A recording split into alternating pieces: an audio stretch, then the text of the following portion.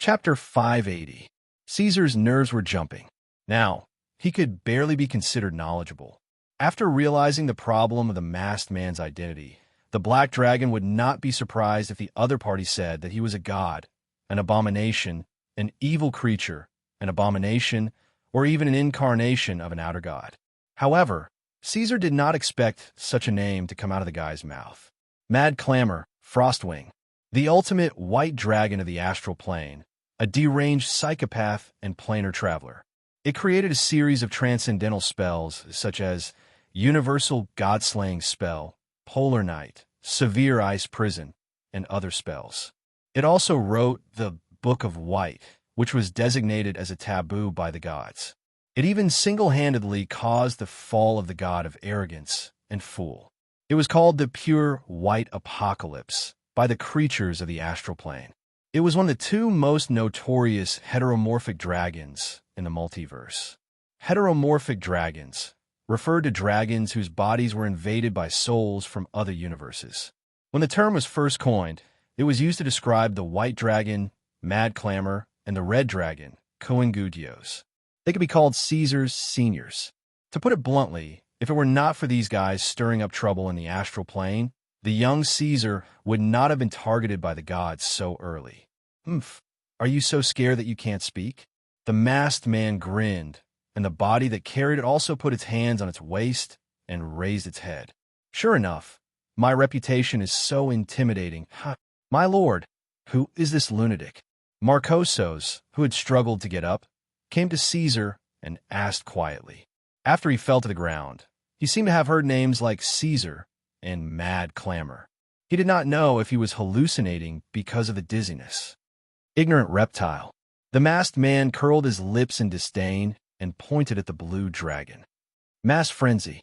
The captain of the guards, who had been staying in the corner since he was sucked in by the gravitational force of the crack, suddenly shouted, "Caesar is actually a scoundrel who stops at nothing. One day, I will draw my sword and chop off his head." The guard captain's eyes widened. He was so shocked that he almost burst out. He could not believe that he was the one who said such disrespectful words. He opened his mouth in fear and wanted to explain himself, but the furious Marcosos had already grabbed him.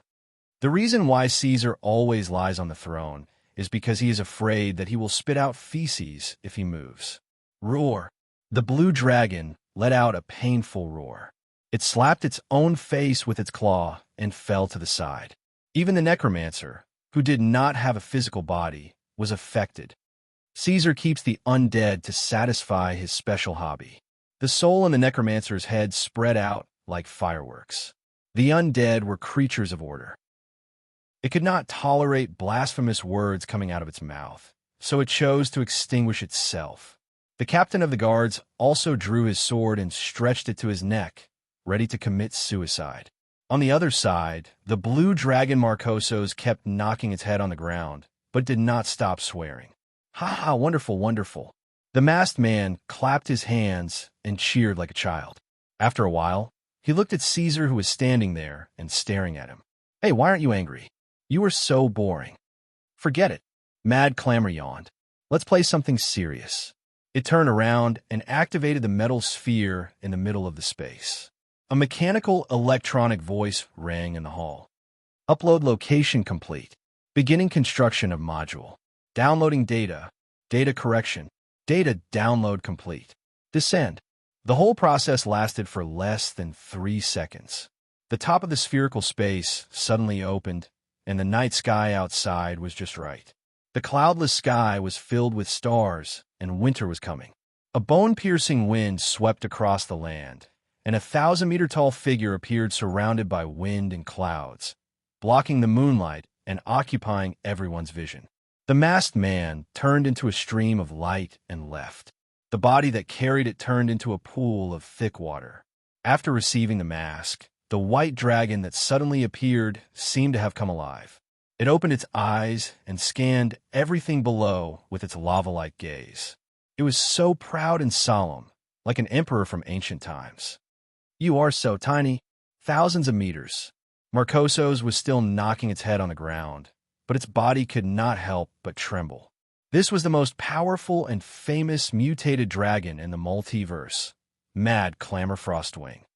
"This is just a clone," Caesar said in his heart. He looked up. "Mad Clamor, what are you trying to do? You are the one who interfered with my plan. Now you are asking me what I am trying to do?" As soon as Mad Clamor opened its mouth, the arrogance and majesty that it had created before immediately disappeared. It still used its frivolous and youthful voice. "I just want to kill you all now, or be killed by you all. Roar, roar, roar, roar, roar. This guy is exactly the same as the rumors say." Caesar sighed. It was not that he did not imagine meeting other mutated dragons. Everyone came from the same place, and maybe they would resonate and become friends. But reality proved that he thought too much. Most of the top mutated dragons did not care about such things, especially a freak like Mad Clamor. It was even more emotionless. "Why aren't you talking? Are you afraid of Caesar? Ha! You're a disgrace to all mutated dragons." Mad Clamor shouted arrogantly. Then it suddenly changed the topic and said with shining eyes, "Of course, if you don't want to fight, that's fine too. Odin is your daughter, right? Hand her over, and I will leave this world immediately." Then the guy narrowed his eyes and spouted nonsense. "Oh, Princess Odin, my love, quickly pick up the whip and whip me. What are you talking about?" Caesar could not maintain his original appearance anymore. His fangs protruded out of his mouth, and he unconsciously arched his back. Ever since he found out that the other party was Mad Clamor Frostwing, Caesar had always maintained the greatest restraint. No matter how crazy this guy was, he did not show the slightest bit of anger. This was because he knew that the other party was the strongest mutated dragon in the astral plane and was also his senior.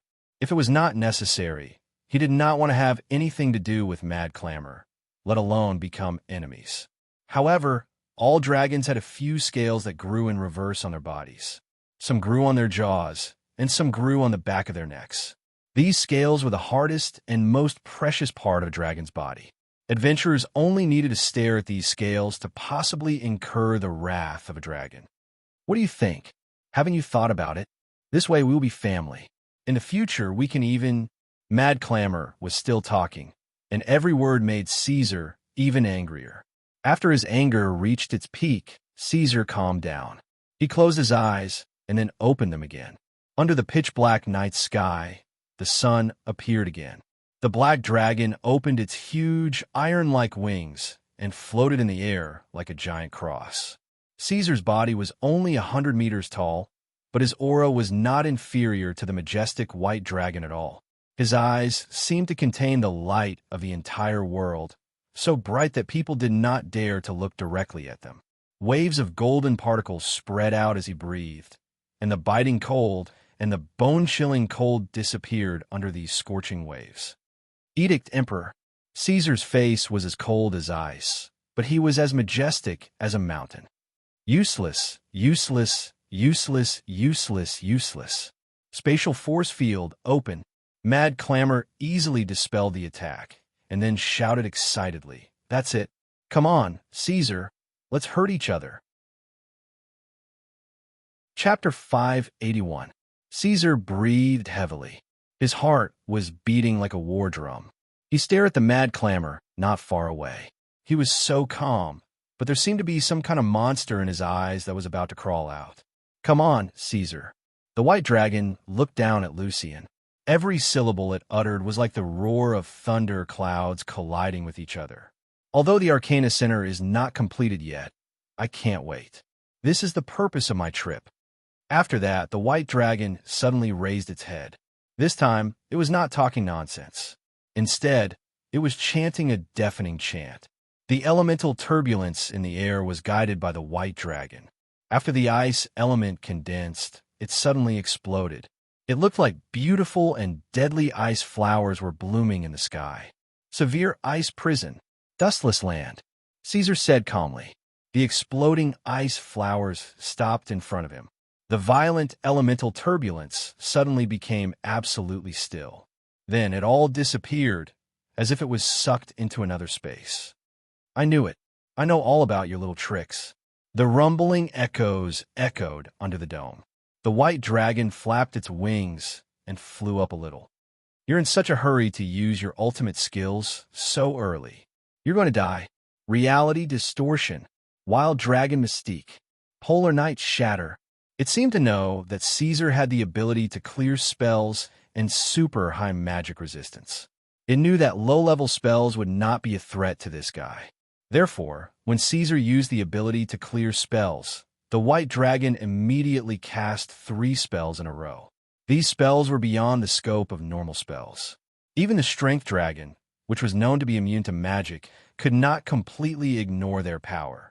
Caesar would be greatly weakened even if he did not die.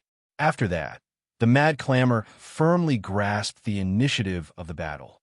Indiscriminate clear appeared again. All the effects of his spells were wiped out at the same time. Dustless land.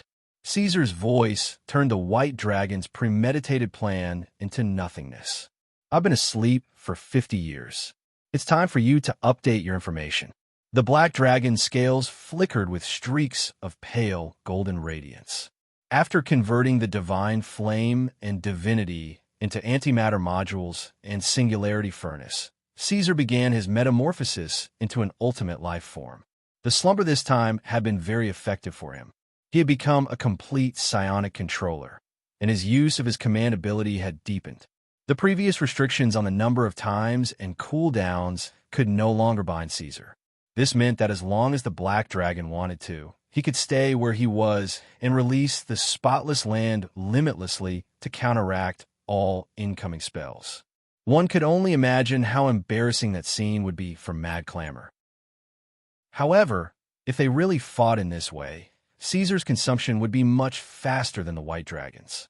The other party was one of the most powerful dragon mages in the astral plane. Even if that body was just a clone, it still had a frightening amount of mana storage. When Caesar's psionic energy was exhausted, defeat would be a foregone conclusion. Bloom. The black dragon activated the singularity furnace, and a large number of particles were instantly created by energy conversion. Under the pressure of the singularity furnace, they accelerated and collided with each other, burning continuously until they finally lost control and exploded. Light and heat drowned everything. A mushroom cloud spewing flames rose slowly. Caesar let out a deafening roar, flapped his wings, and broke through the sound barrier in an instant, rushing out of the clouds and flames. He knew that nuclear explosions had no effect on Mad Clamor. Psionic energy and spells could not defeat Mad Clamor either. If he wanted to win, he had to use the method he was best at. The white dragon retreated with a whoosh and cast a dozen buff spells on himself. At the same time, he put on a set of extremely high-tech dynamic armor, and a pair of claws and wings grew out of thin air, turning into a strange 6-clawed, 4-winged creature. Ah, that's it. The white dragon laughed crazily, showing his fangs and claws. He shrank his body to the same size as Caesar. A real man's battle in the sky. Bring it on. Although he was shouting arrogantly on the surface, Mad Clamor was actually very calm. He cast a number of constant detection spells around him, which could detect all the changes in the data around him. Under the buff effect, his reaction speed and control of his body had also increased by several levels. He was not afraid of close-range combat at all. The following battle was like thunder in the sky for a dragon of Margoso's level. The bursting light illuminated the dark world again and again. The two figures shuttled back and forth. Ice and fire roared at each other. Powerful magic summoned the elements of the entire space, and then dispersed them in an instant. But for Caesar and Mad Clamor, every collision was a fatal confrontation. The energy of ultra-high temperature and ultra-low temperature alternately cut through the clouds, and also stabbed the two sides in the confrontation. They made a huge hole in the clouds, but it was quickly filled by the surrounding clouds. The white dragon's fighting style was quite strange. Under the buff of the dynamic armor, it could control its body at will, and was not limited by the shape and size of its body. This guy could twist its joints in an anti-biological way, and when it reached the limit, it could enlarge and lengthen its claws to create an unpredictable attack range. And as long as its attacks slightly grazed Caesar's scales, the white frost flame would leave a patch of frostbite. This kind of injury could not be healed even by Caesar's molten core temperature. However, Mad Clamor did not have it easy either. As long as he got close to the black dragon, he would immediately be eroded by the overflowing golden particles. These terrible particles were a kind of damage to him. His neural circuits were disturbed, and all kinds of terrible illusions appeared in his mind and disappeared immediately.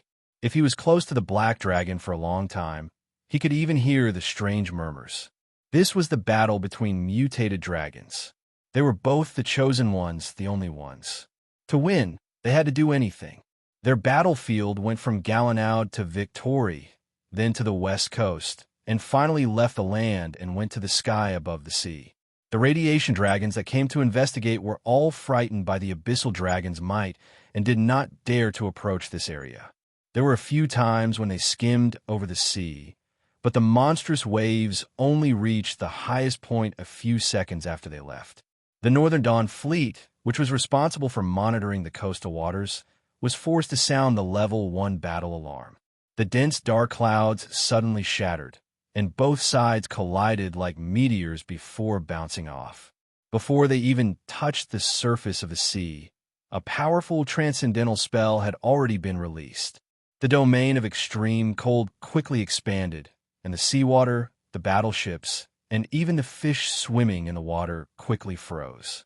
Before the domain was formed, the effect of clear followed. After offsetting the reaction force, Caesar did not stop for a moment and immediately pounced on Mad Clamor. Now was his chance. He used the means to win. When there was not much psionic energy left, he released the dustless land for the second time, then the third time, the fourth time. No matter how it was armed, the white dragon was still a mage in nature and was not good at close combat. Without the buff spells and the buff of the dynamic armor, Mad Clamor's real combat skills were not even as good as the Balrog King Aslier's. The continuous release of the dustless land expanded the effective range, and all the buff spells on Mad Clamor disappeared. Even a magic transmission of the dynamic armor was stagnant for a moment. At this moment, Caesar's ferocious and terrifying head was already in front of the white dragon, followed by a fierce swing of his tail. Like a thick black lightning bolt, he whipped at the white dragon's body. Mad Clamor subconsciously stretched out his claws to grab it, but was blasted away by the huge force and smashed into the sea. Wild waves rose up into the sky and then fell back down like a storm. Without waiting for Mad Clamor to get up, Caesar rushed forward again and pressed his right claw on the white dragon's neck. Then, the sound of metal cracking could be heard. The armor on the white dragon's body was broken by Caesar. Then, using his body to press against the white dragon's back, he grabbed one of its flapping wings and pulled it cleanly. Ignoring the sound of bones breaking, he opened his mouth and bit down on the white dragon's shoulder. This bite was fierce and ruthless. A large piece of flesh was torn off the white dragon's back, and Caesar held it in his mouth. Blood spurted out and dyed the sea dark red. Hee. Mad Clamor was actually laughing. Idiot. In the next second, hundreds of bones grew out of the white dragon's body. These terrifying bone spurs were sharper than knives. They pierced through Caesar's body almost without giving him any time to react. They pierced through his abdomen and protruded out of his back, throwing the black dragon into the air. Caesar slowly landed on the ground. His broken scales were bleeding from countless holes in his body. There's no point in being restrained. If it weren't for the suppression of the realm, you would have died a long time ago. The white dragon lying on the sea made a dissatisfied sound. As the sound came out, the strange mask slowly came out of the white dragon's body. It was carried by a cold wind and flew high to the top of the world. Black Scale Bastard, we'll meet again. A real goodbye. The mask passed through the realm wall and left Iradia. Chapter 582. It was not until the mask completely disappeared that Caesar finally looked away. He did not stop the white dragon from leaving. The white dragon could not kill Caesar in Iradia, and Caesar did not have the confidence to defeat the white dragon. Although their battle was extremely fierce, the actual injuries on both sides were not as serious as they looked. Now that Caesar's powerful self-healing system had begun to repair his body, He believed that the white dragon also had the same ability. If they continued to fight, this meaningless battle might last for a few more days and nights, until one side was exhausted. Since Mad Clamor was willing to stop, Caesar could also take a step back. After all, Mad Clamor did not cause any real damage to him, and there was no irreconcilable conflict between them. What really puzzled Caesar was that Mad Clamor suddenly showed up, fought with him, and then left without any reason. The Arcana Computation Center was also left behind. It seemed that Mad Clamor was acting on a whim, and Caesar could not figure out his real intention. As for the last sentence that the white dragon said, "We'll meet again," Caesar was not worried at all. At present, it seemed that even Mad Clamor could not do anything to him in the material plane. By the time Iradia merged with the astral plane, it would be 100 years later. By then, Caesar would be much more confident than he was now. When he had thought everything through, Caesar set out to return from the sea. "Your Majesty." Near the coast of the Imperium, dense groups of radiation dragons were looking up. Even after 50 years, they could still easily smell Caesar's scent. Seeing that the black dragon had returned, they all folded their wings and knelt on the ground. "Your Majesty, the whole world is waiting for you to wake up. Go to Galanord and find Magusos." Caesar calmly issued his first order after waking up. "Try your best to collect the remains of the Mad Clamor. Those are all products that transcend the era and are very precious." The radiation dragons roared excitedly. Caesar dispersed them and then planned to return to the black-winged imperial court to prepare for the war with the Rising Sun City. However, reality did not seem to want to let him do as he wished so easily. Just as the black dragon was about to spread his wings and leave, a bright flash appeared in the sky again. A meteor with a tail of flame behind it passed through the dimensional wall and entered the material world, falling rapidly in the direction of Caesar. 2 minutes later, the meteor finally reached the ground. Under Caesar's gaze, a muscular man with a great sword on his back walked out of the smoke. A perfectly accurate landing. The man patted the non-existent dust off his pants. This guy's face looked quite handsome and mighty. He had short blonde hair, deep black eyes, a high-nosed bridge, and the stubble on his chin was obviously carefully groomed. His upper body was bare, revealing the perfect shape of his pecs. His whole person was filled with the style of an ancient Roman sculpture. "Huh, you actually look a bit like me in the past." He looked up and down at the black dragon who was looking down at him. He turned a blind eye to Caesar's ferocious face and bared fangs. His tones sounded very happy, as if he was saying, "Hey, brother, I haven't seen you for a long time. I'm here to play with you. It seems that you are still a little different. After all, you are black. It's understandable that you are a little weak." The man took 2 steps forward and pinched Caesar's scales. "And who are you?" Caesar exhaled 2 streams of white air from his nostrils. Although this guy was very friendly, he still had to keep some distance from people of unknown origin. Moreover, he had just inexplicably fought with a Mad Clamor, so his mood was really not good. "What? You don't know who I am?" The man scratched his head with a vexed expression. "Then let me introduce myself first." The red dragon stomped a foot into the ground, creating an astonishingly powerful earthquake. The area within a radius of several hundred meters around him was transformed into a hellish furnace, and his voice reverberated throughout the entire continent. "I am the Crimson Calamity, Kuingudios." Caesar had only just adopted a defensive posture when the red dragon reverted back to his human form. His terrifying aura was instantly swept away as he sat down on the ground. "Don't even think about fighting me. Mad Clamor's true body can't come down here. But I'm different. This is my true body, roar, roar, roar. Also, I'm not here to fight you." He was telling the truth. In contrast with Mad Clamor, Kuingugios was a creature that was born in the Iradia. As long as he didn't use power that exceeded the limits of this plane, this material plane would not refuse his visit. "Do you know what just happened?" Caesar looked into his eyes. Things were getting more and more out of hand. The 2 most powerful mutated dragons of the Star Realm had appeared before him one after another. "You've heard of Mad Clamor, right? He's always been in a very bad mental state." Kungudius patted the rock next to him. And after Caesar sat down in his dragonoid form, he patted Caesar's shoulder affectionately. I was going to meet you first, but I didn't expect him to be so impatient that he jumped down first. But don't blame him, he's been like this ever since that incident. What incident? 1,000 years ago, before you existed, Frostwing obtained a... Kuingu Jio's voice suddenly became a little louder as he yelled into the night sky.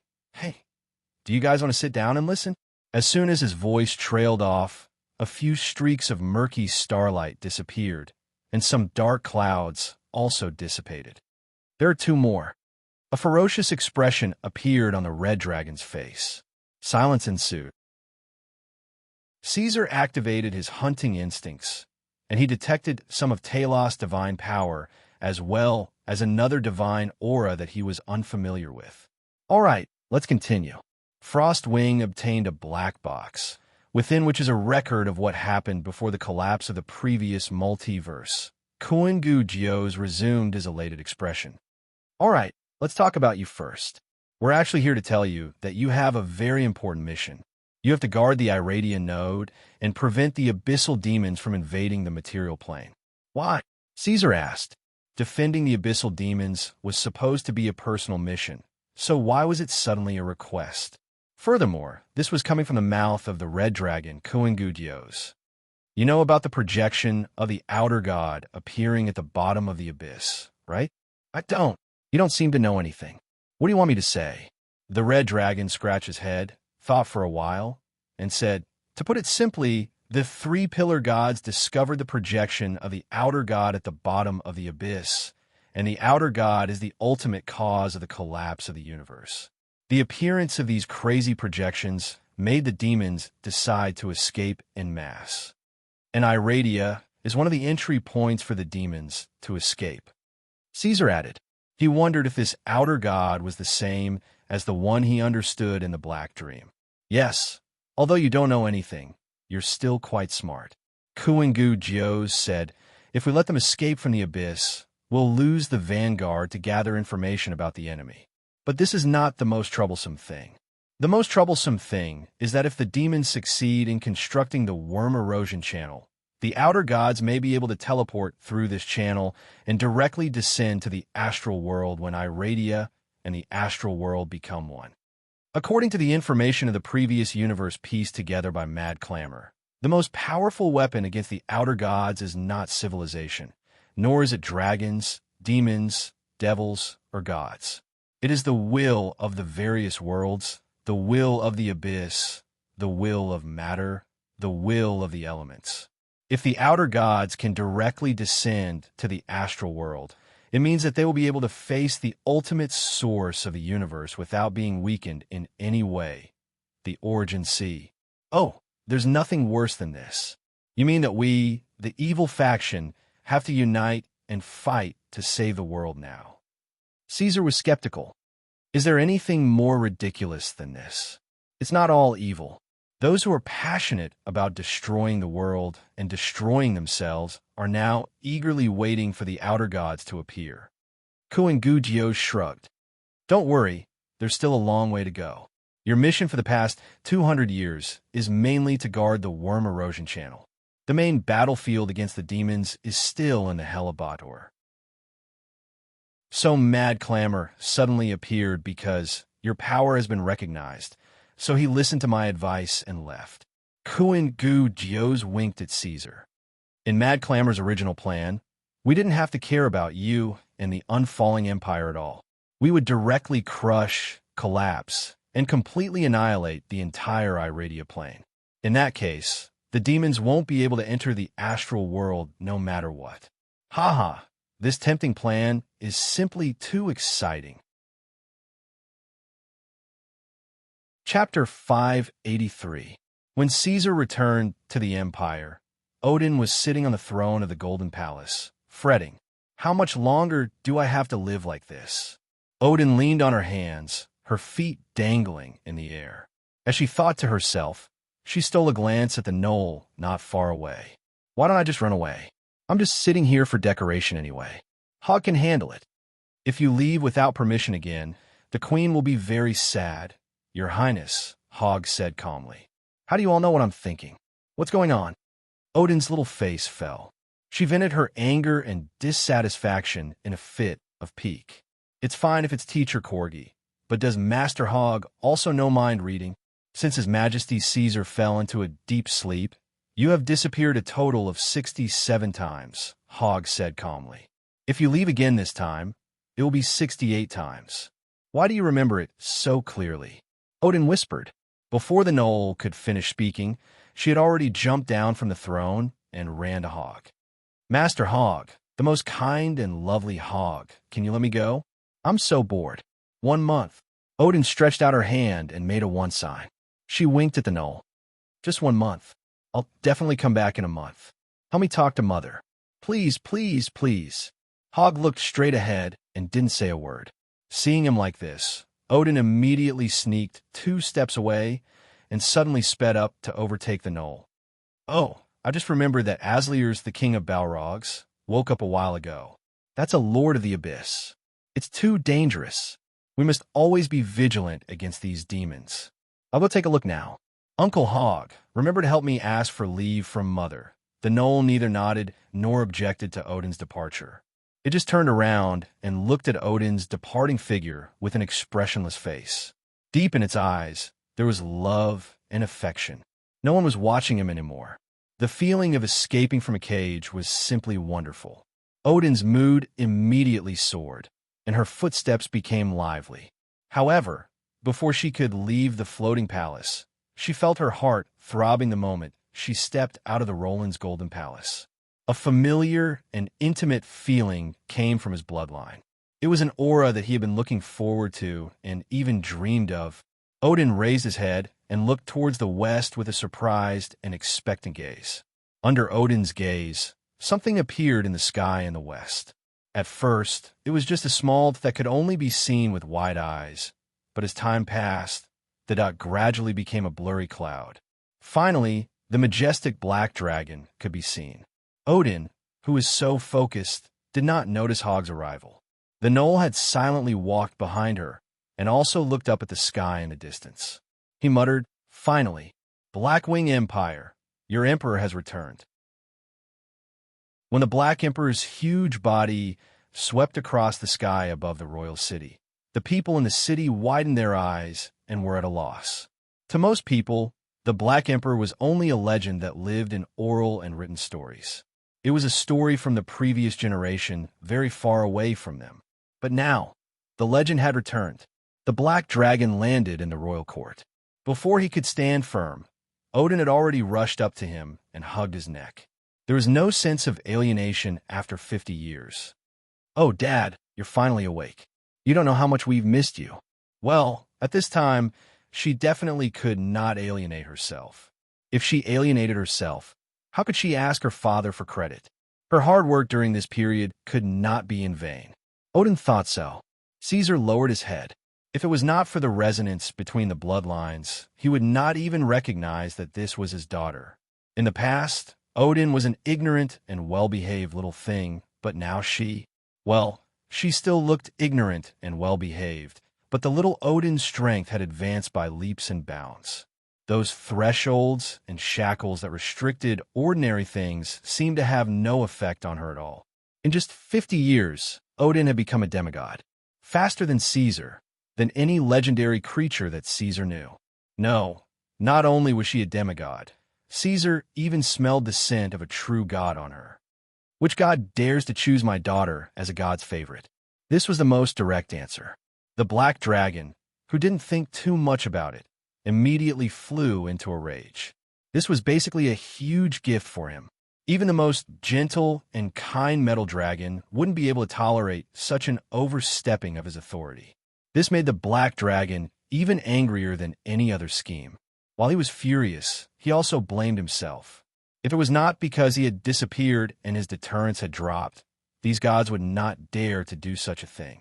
They would bewitch his daughter as a god's favorite and subtly brainwash her. My poor child. Caesar reached out his claws and held Odin up with heartache. "It's my fault. I shouldn't have slept for so long." It's good that you know, Dad." Little Odin had a smug expression, thinking that Caesar was apologizing for throwing all the troubles of the empire to him. No matter who he is, I will not forgive him. I swear, I will trample his divine kingdom to pieces and chase him to the ends of the earth until he dies. Caesar's footsteps were heavy as he walked into the palace with one hand holding Odin. A huge question mark appeared above Odin's head. Dad, can you not think about fighting the moment you wake up? I'll take you to see Mother first. Fortunately, your condition is still good. There should still be time. There should still be a way. Caesar used his psionic power to check and found that Odin's mental state was still good. This made him a little relieved, but soon he became even more anxious.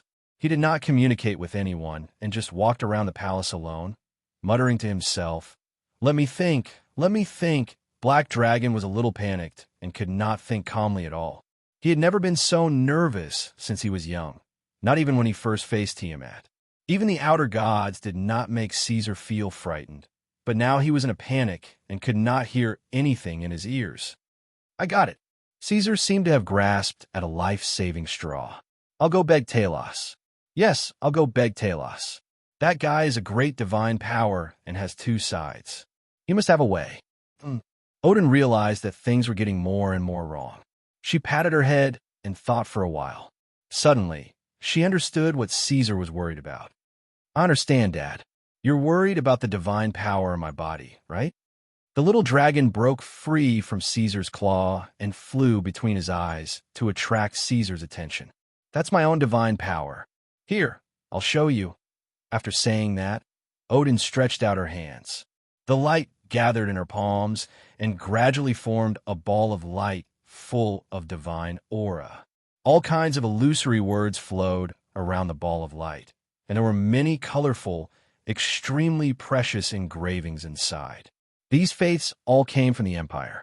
They should have appeared on you, Pops, but for some reason, after you fell asleep, they were all transferred to me. But now, I have them under my control. There are also a few interesting divine roles among them. Odin said proudly. His words were filled with the meaning of, look at how awesome I am. Hurry up and praise me. After hearing this, Caesar's expression suddenly became very rich. Chapter 584. Caesar's expression became unusually rich. He scrutinized the light ball in Odin's hand and carefully observed it. He found that the situation was indeed as Odin had said. The divinity and divine power did not come from a known god, but belonged to Odin herself. He did not expect that the faith that he had rejected and had nowhere to place would be transferred to Odin. Although he was somewhat surprised and puzzled, this discovery still made Caesar feel relieved. As long as Odin was not maliciously bewitched by other gods, it was fine. Caesar looked carefully at the flashing emblems in a light ball and found that he could not read the hidden information in the emblems. It seemed that they had completely abandoned him. Caesar had no choice but to point at these mysterious symbols and ask his daughter, each of these emblems represents a clergy? What are they? Odin became excited at the mention of this, and a proud expression appeared on his little face as he said, I've already condensed 13 clergies, including fun, traveler, wishes, law, and dogma. There's also fairy dragon, authority, and void. All right, I've also recently discovered a new fun clergy. As she said this, she used her mind to draw out a bright yellow emblem. Dad, guess what this is? Elegy card. Well, I did not expect that selling cards could also draw clergies, but I do not understand what the god of elegy card does. Card printing? Caesar looked at her with a smile and waited for Odin to finish speaking happily before asking, have you thought about which clergy you want to choose? After coming into contact with so many gods, Caesar had some understanding of the gods. There were 13 god emblems that represented different priesthoods in Odin's light ball, but it didn't mean that she could take all these priesthoods. It could only be said that she had opened the path of godly ascension and had the possibility of becoming one of the gods. If she really wanted to ascend as a god, there would be a lot of trouble behind. Wish. Odin answered without hesitation. This was the divine emblem that she had made from the power of faith. At first, she thought it was interesting, so she would think of ways to satisfy some prayers in her free time. She did not expect it to get out of hand. She enjoyed the feeling of helping people fulfill their wishes more and more, and she never got tired of it. After blurting it out, Odin immediately looked at Caesar's expression and asked timidly, "Can I, Father?" "Of course." Caesar patted her head. In fact, according to his judgment, the fairy dragon and the void were the two best choices. The former could make Odin a dragon god on the same level as Bahamut and Tiamat, while the latter could bring unimaginable abilities and great power. But choosing a divine emblem was not like choosing a commodity. There was still a long way to go. After making a choice, Odin needed to fully immerse herself in the role of the god of wishes and try her best to develop believers and absorb the power of faith. When the time was right, she could raise the fire of God and ascend as a god. This was a very long period of time, even for the long-lived species. If Odin got tired and had distracting thoughts during this period, it was very likely that she would go on the wrong path. Giving up halfway or changing her divine emblem was only a small problem, but if she failed at the last moment to raise the fire of God, she would die. So, if Odin really decided to become a god, Caesar would not interfere in any way. It was all up to her. It was not a big deal that her divine power was weak. At worst, Caesar would snatch a few divine empires back. For the sun god Pyro, who supported the empire, the black dragon was drooling. "Well, that's all for now. Let's go and see your mother together," Caesar said. If Luna knew that he had not gone to see her when he came back, she would fight with her ears. "Yes." Odin nodded. Looking at the black dragon, she said, "But mother is not in the palace now." "What? Did she go back to the elven forest?" Caesar stopped. "No, she ran out to play." Speaking of this, Odin was angry. Luna was the mother, and she was the daughter. Why could the mother run out to play, but the daughter had to sit on the throne of the empire? Odin had quarreled with the lords of the palace several times because of this. In the end, they said something like, "The queen is the queen, and you are the heir of the empire." Odin was so angry that she almost cried. Now that his father was back, he would let his father be the judge and see who was the real sweetheart. With that thought in mind, Odin grabbed Caesar and said, "Let's go, father. Let's transform, and I'll show you." They left the palace and went to the central square of the city below. The current Blackwing Kingdom was no longer the same as before. A long time ago, this place had become the center of the entire northern world. With the gradual easing of class differences and the opening of the empire's atmosphere, the kingdom shone with a brand new brilliance. People of different races could be seen everywhere on the wide streets. Goblins performing magic and juggling, beautiful elves, beastmen leading lions and bears, manticores, centaurs, demon hounds. Excuse me. A huge muffled sound came from behind. An adult brass dragon closed its wings and squeezed out a path, wagging its tail and flying away. The people seemed to be used to this. After the dragon passed, they gathered again. The noise on the streets did not stop for a moment. The seemingly strange combination of the dragon man and the girl did not attract any attention. "Father, you should really send those useless fellows in the royal court to mine." Odin bared his teeth and pulled the mutton from the bamboo skewer. "This tastes it's 10,000 times better than what they make." Caesar smiled and did not say anything. He held Odin's hand and continued to walk forward. According to the resonance from the scale, Luna should not be far ahead. The magnificent arch was the landmark building of the central square. Behind the arch, 2 rows of dragon statues on the left and right led them all the way.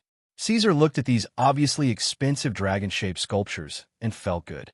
At the beginning of the construction of the royal city, Caesar proposed the design concept of the central square.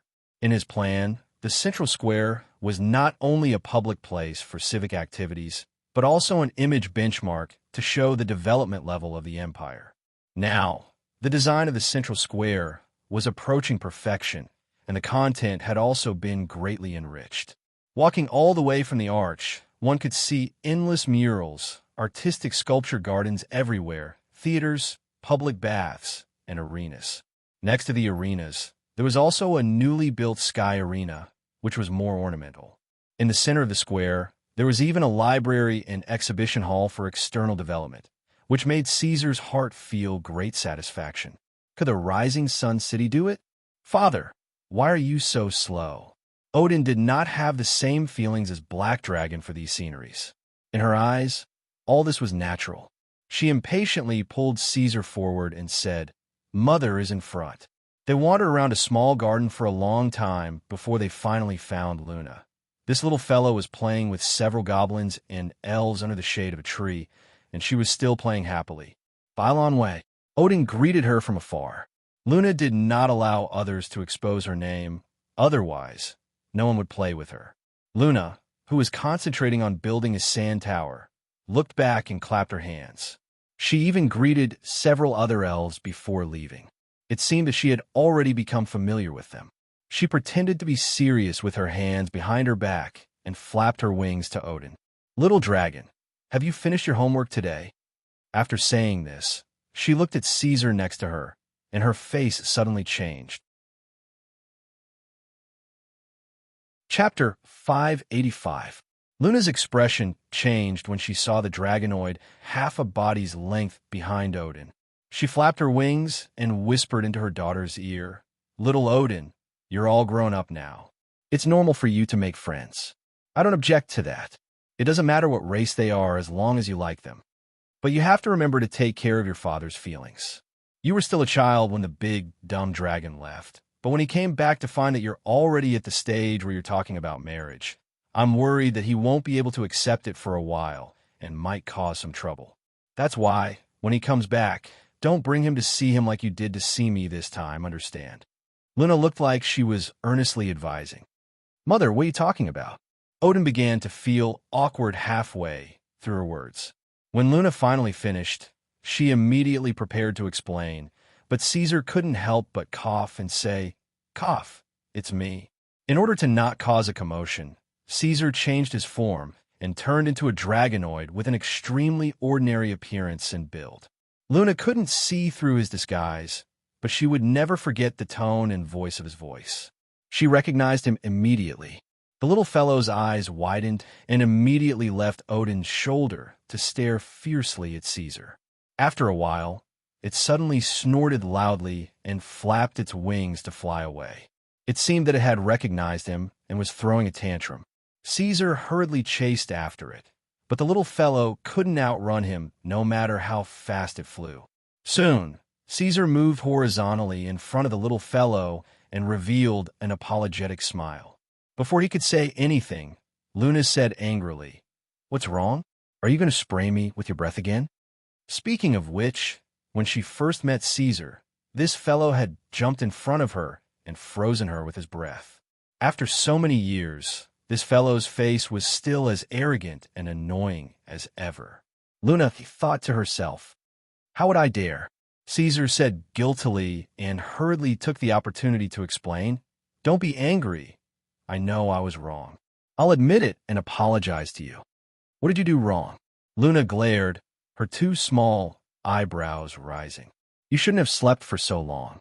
No one else could have imagined that the Black Emperor's expression at this moment was so honest and sincere. At the same time, he patted his chest and promised, "I won't do it again. No, there definitely won't be a next time." "You know you're wrong? The great emperor of the empire?" Seeing Caesar's expression, Luna became even angrier.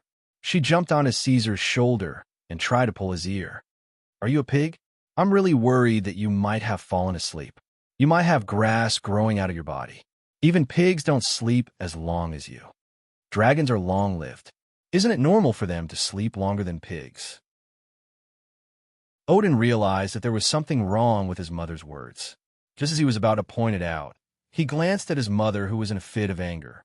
After thinking about it, he decided that it was better not to interrupt. He did not want to invite trouble and be completely pressed down on the throne by Luna. "Ouch, ouch, ouch, ouch.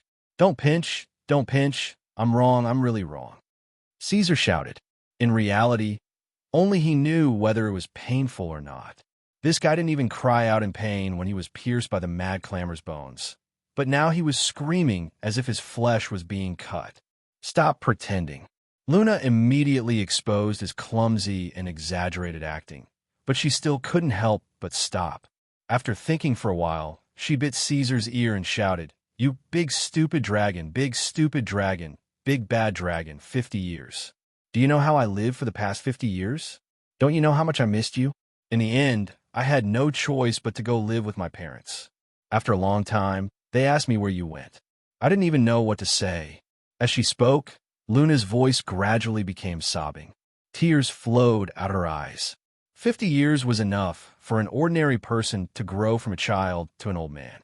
It was also enough for Odin to grow from a baby dragon to a young dragon.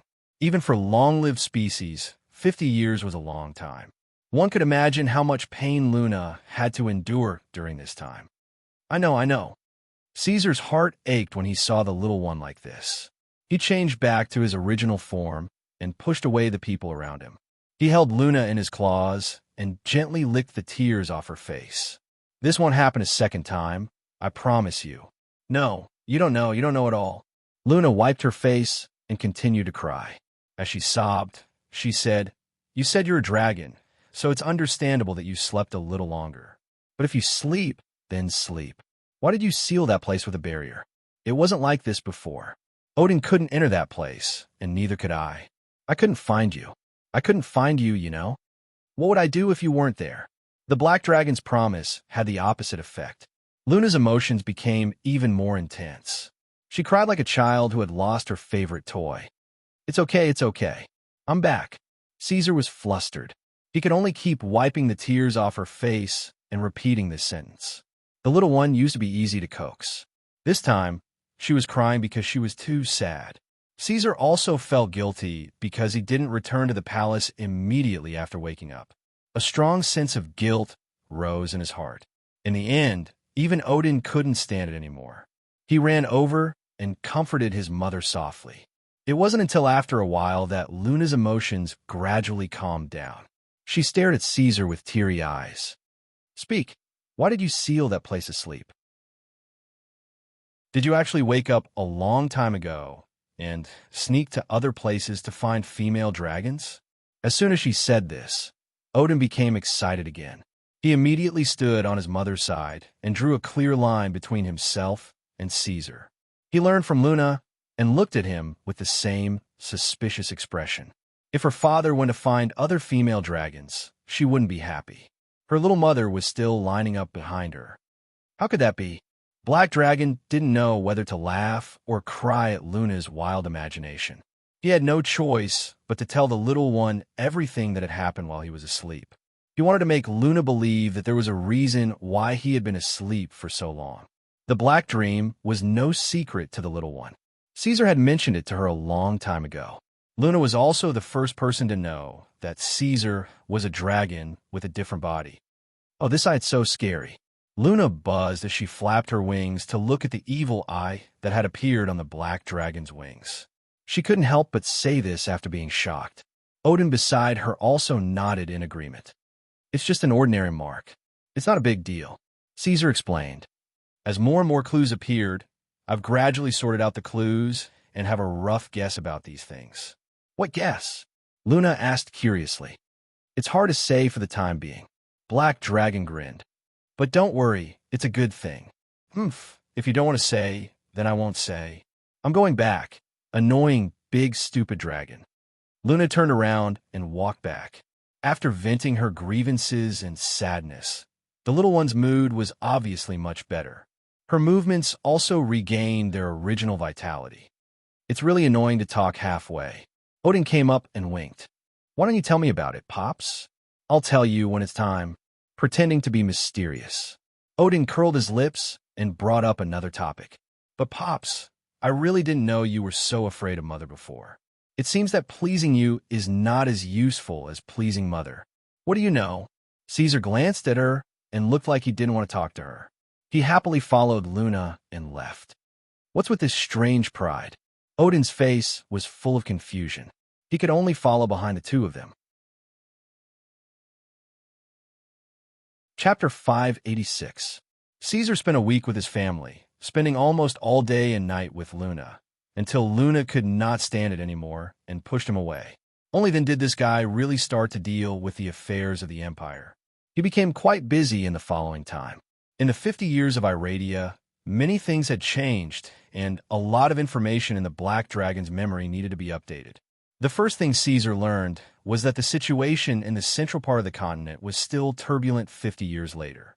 When the Trade Confederation announced its allegiance to the Northern Court, in order to curb the expansion of the unusual creatures, the unfallen empire immediately began to act. They gave up on the Trade Confederation and turned to support the neighboring countries in Hajin County, providing a large amount of economic, military, and magical technical assistance. Under the support of the unfallen empire, these small countries that were originally insignificant on the map rapidly grew in strength, and soon they had a decisive voice in their region. The rise of the countries in Hajin County posed a great threat to the Trade Confederation. In order to protect the court's rule in the south and prevent the people from turning away, the Lords' Council decided to launch a counterattack against the conspiracy of the unfallen empire. Under the leadership of Hogg, the Northern Court also launched a number of assistance programs in the central part of the continent, helping the ruined cities to rebuild after the war, trying to restore the prosperity of the trading city-states. In the 20 years after the Black Emperor fell into a deep sleep, no place had a more intense economic war than the central part of the continent. The Northern Court and the unfallen empire competed with each other in economic development and governance. While supporting their respective vassal countries, they also intensified the conflict between the trading city-states and the countries in Hajin County, forcing them to be hostile to each other and erupt into war. This economic war lasted until the end of 1711, and as the voices of discontent in the country rose day by day, the lords of the court suddenly realized the problem, and they finally stepped into the trap of the unfallen empire. On the surface, the unfallen empire wanted to fight an economic war with the North, but secretly, they wanted to drag the North down by supporting a puppet economic competition. Indeed, after receiving the support of the Northern King's Court, the trading city-states had indeed developed rapidly, and they were not at a disadvantage in the conflicts with the countries of Hajin County. However, such reckless assistance was essentially sucking the blood of the empire's mainland. Since the end of the Second Era, the empire on which the sun never sets had always been the center of the world. It was the only overlord of Iradia. Thousands of years of accumulation had allowed this immortal country to control more than 60% of the continent's resources. It was not difficult for it to support a few puppet countries, and it would not be hurt in the short term. The Northlands, on the other hand, was different. It was a country that was forcefully united by the Black Emperor. It relied on power and iron law to maintain the unity and operation of the empire. It was only until Caesar's reforms and industrial construction that the internal conflicts of the country were alleviated. Later, it caught up with the rapid development of the Great Voyage and the New World. It was only after emptying Vilos that it was able to rise rapidly. In some aspects, it had the qualifications to compete with the empire on which the sun never sets. However, this did not include the economic foundation. If they competed with the empire on this model, the Blackwing Empire would bear tremendous pressure. The living standards of the people would decline, internal conflicts would come back, and the superior treatment of the system would disappear. This was obviously not the result that the lords of the royal court wanted to see, so they decided to change. After 2 collective votes in the Lords' Council, the Northern King's Court sent the Empire's 3rd Expeditionary Corps to the trading city-states. The main ship Breath of the Holy Dragon led the Empire's 4th and 5th Naval Combat Groups to leave the territorial waters and enter the port of the city on water Nistu. The Blackwing Empire announced to the public that they would conduct unlimited military training in the borders of Murnin, Koer, and Hudgin Strait. During this period, all unidentified personnel and ships would be killed and sunk without hesitation. In this way, the royal court cut off the supply line of the empire on land and sea to Hajin County. This announcement surprised everyone who was paying attention to the current situation. Although everyone knew that the relationship between the northern and southern empires was like fire and water before this, the 2 empires still tacitly left some leeway. They only controlled their puppets to fight each other and did not have any direct friction.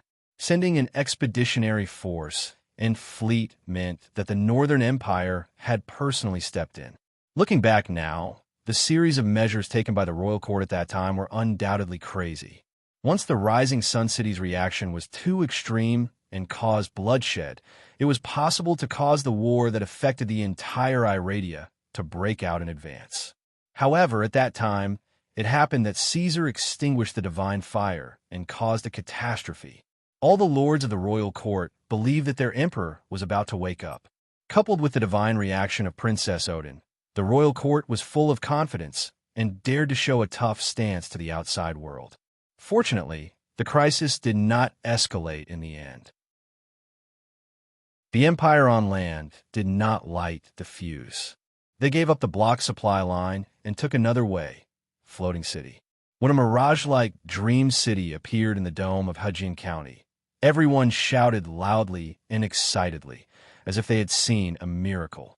The empire on land sent copper, iron, food, and other materials from the air to Hudson County on a large scale. At the same time, they also declared their strength to the Northern King's Court in this way and counterattacked the fleet they sent into Hudson Strait. At the same time, they also blocked a series of magic items, such as magic stones and communication crystals, that were in short supply in the Trade Federation. The blockade lasted for 2 years and finally ended with the withdrawal of the Northern King's Court from the Trade Federation in 1713. Their king had not yet awakened, and even the sharpest claws and teeth had to be dormant and patient. Caesar flipped through the historical records. There were more than one such case in the records, and various crises occurred from time to time in the following years. The royal court also had 2 head-on conflicts with the empire on land. There were 2 local wars in Coer and the Pivos Islands, Hudson County, and both sides had wins and losses. For 50 years, the South had been testing the bottom line of the imperial court. Once Black Wings showed a weak posture, the rising Sun City, together with its minions, would immediately pounce on them. And when the empire could not bear it and did not hesitate to go to war, these guys would immediately stop and settle down for a period of time. This pattern of getting along with each other continued until 3 years ago. In 1738 of the Third Era, the empire's attitude suddenly became tough and even eager to try. They were no longer satisfied with verbal cannons and ordinary provocations, but chose to go one step further and march on the Trade Federation. When the news of the surprise attack spread back to the mainland, the people and the higher-ups of the empire were filled with righteous indignation. The Twilight Lord, Odin, who ascended the throne, immediately declared that he would declare war on the rising Sun City. It was Garen who urgently returned from the New World after hearing the news. He rationally analyzed the sudden abnormal change in the attitude of the empire and speculated that the other party might have obtained some kind of key power. It also showed that although Her Royal Highness was now a demigod, she lacked experience and the ability to coordinate the overall situation and could not independently maintain a large-scale war. In the end, the Poison Fire Prince persuaded Odin and the royal court lord with great difficulty and let the empire take a defensive position, accumulating strength and waiting for the Black Emperor to wake up. In just 3 years, the Black Wings Empire lost a large amount of central land. The military bases and transmission nodes in various places were also cleaned up, and even 4 city-states were lost. In the end, they could only rely on their powerful naval forces to defend the Hudson Strait, and only then could they resist the offensive of the empire. For this reason, Odin attracted a lot of criticism. Even within the Blackwing clan, there were many voices of dissatisfaction with him. Nero told Odin more than once that this guy was a spineless dragon. Caesar silently read the historical records, wagged his tail, and did not make any comments. He only asked, "Is the war still going on now? Where are our troops?" Chapter 587. The war has never stopped, Your Majesty. Hogg said. It could be seen that he was very happy. After the Black Emperor woke up, he felt a sense of relief. Every year, The unfalling empire will attack our fleet in the Sea of Rivers. They have fiercer attacks, stronger spellcasters, and bigger magic ships. But our technology is also improving. The fleet stationed in the Sea of Rivers rotates every 3 months. The Northern Fleet relies on the information and data collected in the battle to upgrade.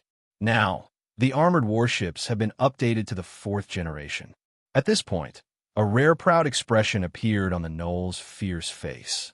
So, they have never been able to break through our defense line. That's how it should be, Caesar said. The Blackwing Empire had risen by relying on great navigation and the development of new continents.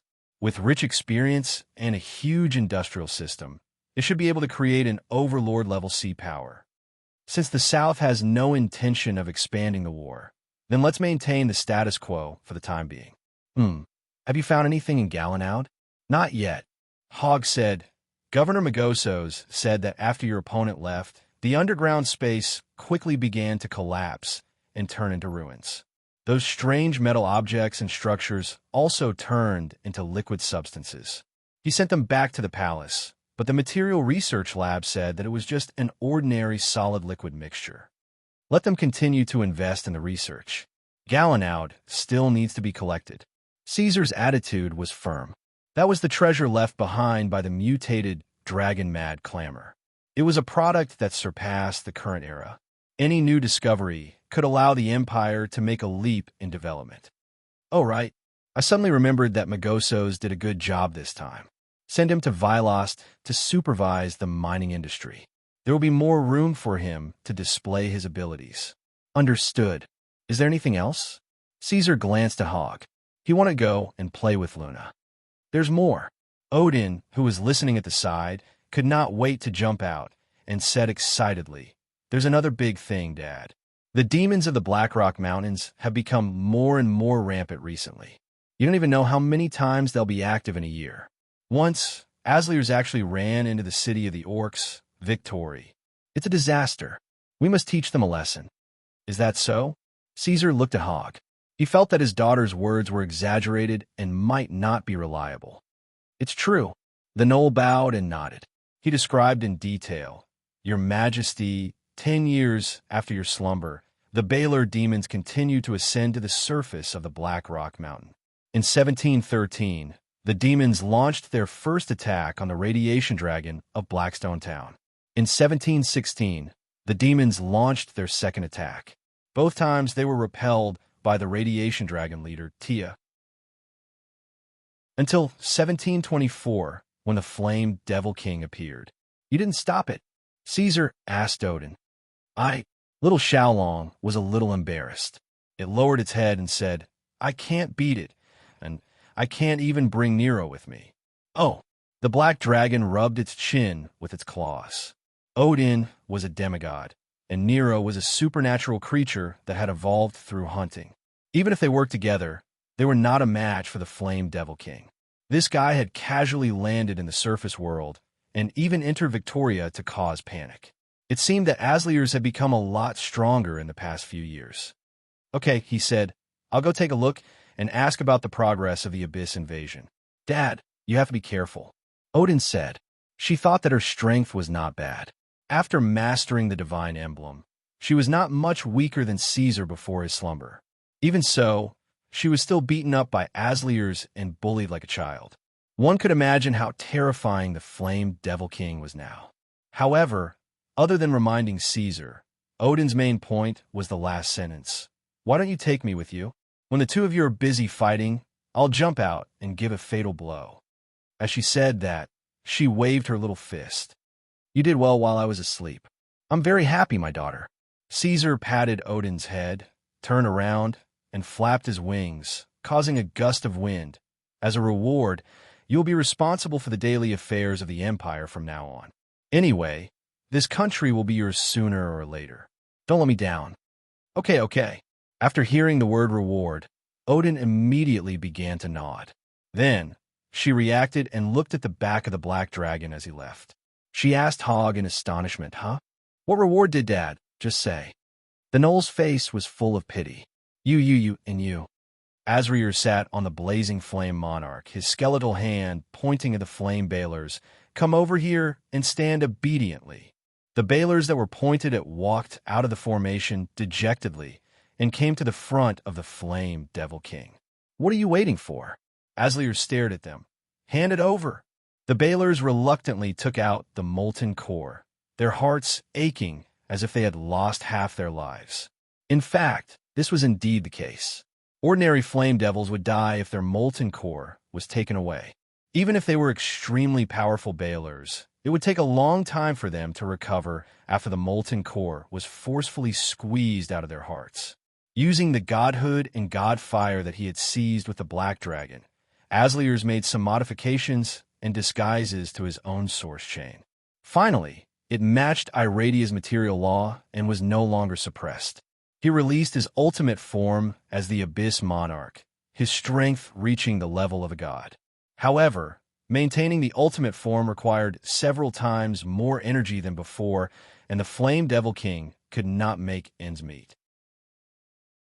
Aslier's held these lovely energy bodies in his hand and took a deep breath. The elemental energy in the molten core was immediately absorbed into his body. This feeling of being nourished is really wonderful. It thought contentedly, but then a burst of anger rose in its heart.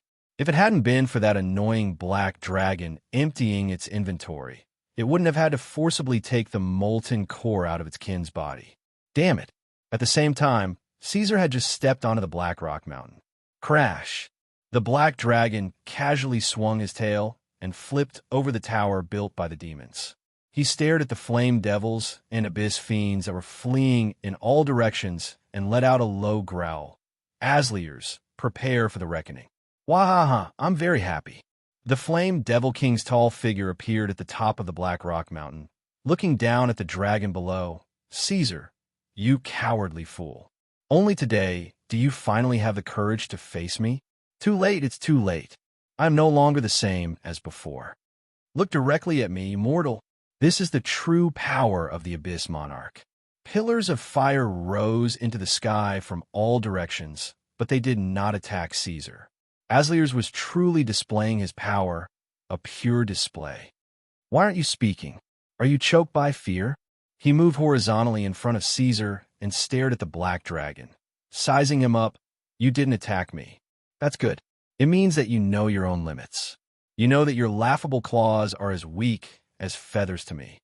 Since you're willing to admit defeat, I can reluctantly let you live. Become a sword and become part of my collection. I've even thought of a name for you. Let's call it Evil Dragon's Fawn. How about it? It sounds like something powerful at the epic tier. Aslier snorted. This way, I can occasionally reward a useless fool like you when I'm happy and let you have the chance to play a few rounds of cards with the great lord of the infernal prison. Chapter 588. In the years I was asleep, you actually dared to break into the Empire's city and trample on my territory. Caesar stared at him. What? You're only coming to denounce me now. Aslier said indifferently. If you really had the courage, you should have stopped me back then instead of hiding in a cold cave under the name of being asleep and only daring to show yourself today. Admit it, Caesar. You are an evil, selfish, and cowardly fellow. You talk so much, but when faced with a truly powerful existence, you run faster than anyone else. Since you said so, then you should know. The black dragon raised his head and slowly spread his wings. What does it mean for an evil, selfish, and cowardly fellow like me to have the courage to show up today? It means that your mind has been blinded by lard. Aslier's laughed loudly. The huge skull suddenly approached the black dragon's head, almost touching Caesar's. The flames burned the scales on the black dragon's face. What gave you the confidence to think that you can defeat me? Let's try. Caesar's tone was calm. You overestimate yourself, Aslier said. Suddenly, he became interested. How about this? Let's make a bet. Bet on what? Seeing that you've given me so much fun, I can spare your life later. The Flame Demon King showed a smug expression. But you have to fulfill my request. You have to return the molten core that you took from Black Rock Mountain, tenfold. I don't care what method you use. throw your people into the Abyss battlefield or take off your armor. You have to send the Molten Core to Black Rock Mountain in full. Okay. Caesar nodded without even thinking. What if you lose? The Flame Demon King was very confident. What do you want? I'll spare your life if you lose, but you have to stay in the Black Rock Mountain and abandon your Demon Lord. You're not allowed to interact with other Lords of the Abyss. Caesar paused, then added, in addition, when I go to war with the empire on which the sun never sets, you will participate as Blackwing's ally. Whatever you say. Aslier snorted and curled his lips. In any case, I'll win in the end. All right, my patience has run out at this moment. Now, I will shatter your fantasy. A pillar of fire tens of thousands of meters high rose from the Black Rock Mountain, its top piercing into the clouds. The face of the Fire Devil King was faintly discernible in the pillar of fire, his voice turning into a vigorous roar. Let the flames burn everything. Black Dragon calmly observed all of this, then suddenly snapped his fingers. The flames will occasionally listen to my orders as well. The elements were erased, and the towering pillar of fire suddenly disappeared like a fleeting silhouette. Aslier's elemental body was immediately exposed to the outside world. Without the never-ending flames surrounding his body, this guy looked lonely and even a little shabby. Don't think that I don't know what you've done. The voice of the Flame Demon King echoed in the Black Rock Mountain. Again, following the roar, endless flames surged out of Aslier's body, once again turning the Black Rock Mountain into a sea of fire. However, it was soon annihilated into nothingness by the Black Dragon with a snap of his fingers, leaving only the figure of the Flame Demon King alone. I told you that the flames will occasionally listen to my orders. Caesar sized up Aslier's body, his tone slightly sarcastic. I don't believe you. Again. The scene that followed was rather comical. The Flame Demon King kept roaring, flames bursting out of his body, but they were quickly erased by the Black Dragon. The Flame Demon King tried to squeeze again, only to be casually dispersed by Caesar. In front of the dustless land, all elements were vulnerable. Damn it! Are you toying with me? After 5 times, Aslier's finally realized the problem. He no longer tried to rely on elements to attack Caesar, but instead reached out and broke off the peak of the Black Rock Mountain. Flames flowed along the mountain, and the rocks quickly melted and then condensed again. The forging process, which required repeated forging for dwarves, was done in a dozen seconds in the hands of the Flame Demon King. Aslier's showed godlike power, forging the mountain into his weapon. When the hot rocks cooled down, they took the shape of a black hard hammer. Aslier's sledgehammer was the name of this legendary weapon. Since elements and magic are ineffective against you, I can only chisel your annoying face. The Flame Demon King let out a deafening roar, the sledgehammer in his hand bursting with sparks and thunder. If this is what you want to see, then I'll grant your wish now. Come. Caesar flapped his wings, breaking through the sound barrier in an instant. I also want to know if elemental bodies can bleed too. This was a battle between a dragon and a demon. Sledgehammer and claws tore through the air, leaving dense spatial cracks. Just as blood splashed out, it was turned into red steam by the high temperature. Shock waves rippled out from the Black Rock Mountain, and there were no other living creatures on the surface. It was a pity that this was not an evenly matched battle. Aslier's was at a disadvantage from the start, suffering setbacks after setbacks as the Black Dragon's claws pierced through his body. An ordinary creature would have died 1,000 times over if they had suffered such heavy injuries.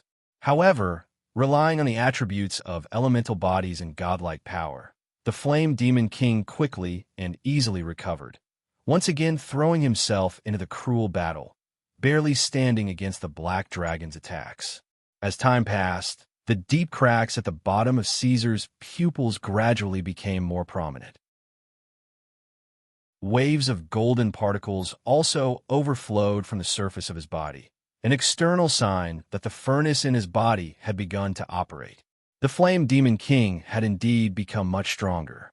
If he had maintained the level of strength he had 50 years ago, he might not have been a match for it. The terrible erosion burned Asliers' nerves. As an elemental body, the Flame Demon King was not afraid of any physical attacks, even if its body was broken apart in battle. However, this kind of mental pain was simply a fatal poison to it.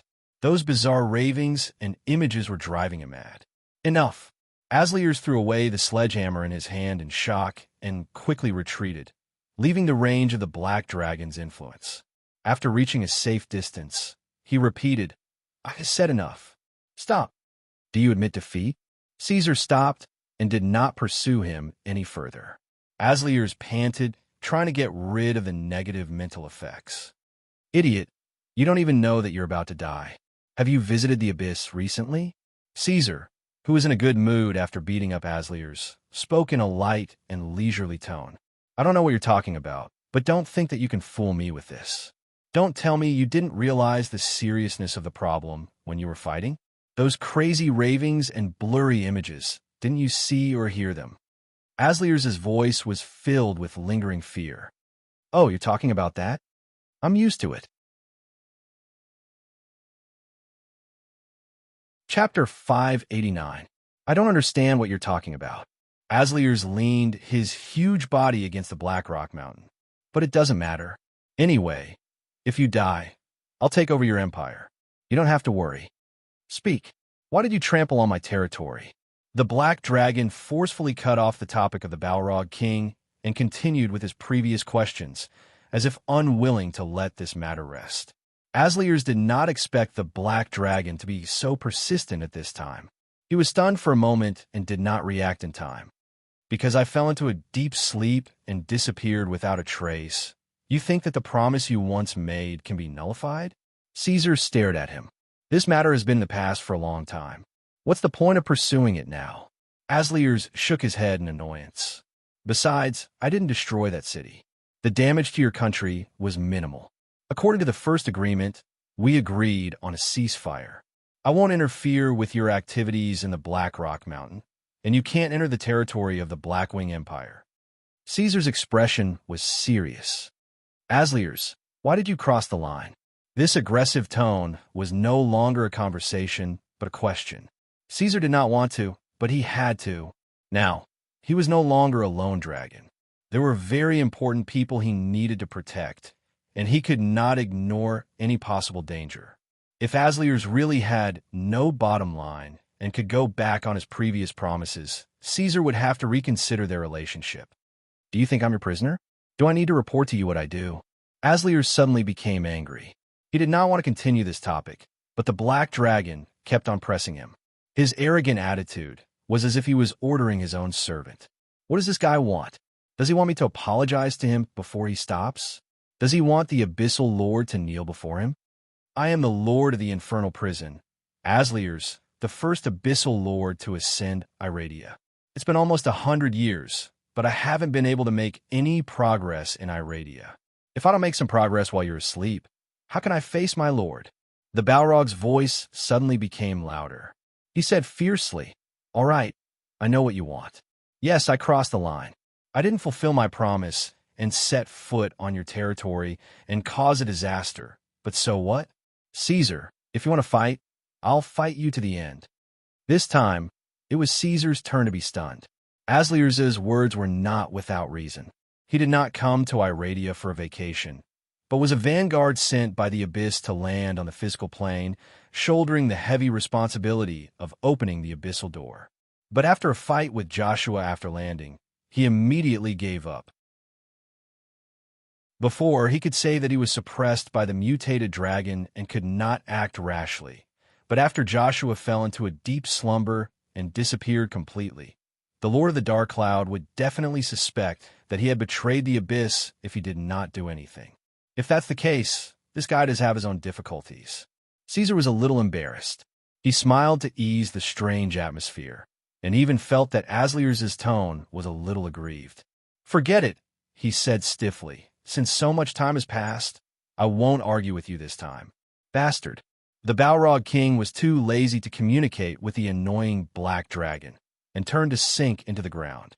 "Sooner or later, I'll skin you alive." Caesar did not care about the threat. After all, Asliers could threaten him with a fierce expression at any time, and Caesar was used to it. He followed the Balrog king into the cave of the Black Rock Mountain. He had not finished speaking, and he had not asked about the worm-eaten passage. I didn't give you permission to enter the Black Rock Mountain. Caesar, do you know that you've crossed the line? Asliers was impatient and slapped the Balrogs that were kneeling along the way. That's good. We're even, Caesar said unconsciously as he strolled in the huge underground space. After 50 years of reorganization, the Balrog king had expanded this place a lot. If not for the lack of a space-time node, it could even build a gate of the abyss here. Asliers returned to the blazing thorn throne and sat down, looking down at the dragon behind him with a displeased expression. Is there anything else? Caesar thought for a moment. Looking at the Balrog king's pretentious look, he decided to wait until it was in a better mood. I want to play 2 rounds of elegy with my old friend. What do you think? Humph. If you lose, the bet is off. Asliers waved his hand, and flames raged, turning the Lord's Hall into a battlefield. The fictional Balrog beat the war drum and grabbed a set of shining golden cards from the void. Shuffle. Both sides shuffled the cards. With years of development, the rules of the elegy card game were gradually known across the continent. People no longer had to run into the elegy tavern to play under the scrutiny of the judges. Instead, they could play 2 rounds at any time. Let me draw the cards first. Asliers became excited as soon as the game started. Summon a flame imp, and next time it will bite your throat. According to the bet, you won't have any contact with the abyss from now on. Caesar casually played cards as he spoke. Then, we're true allies now. I want to know the progress of the worm erosion, as well as the location of the abyss. I don't know anything about that. After the incident with Glagia, the Dark Cloud Monarch hasn't contacted me for a long time. I'm guessing that the 606th level of the abyss has a new master now, right?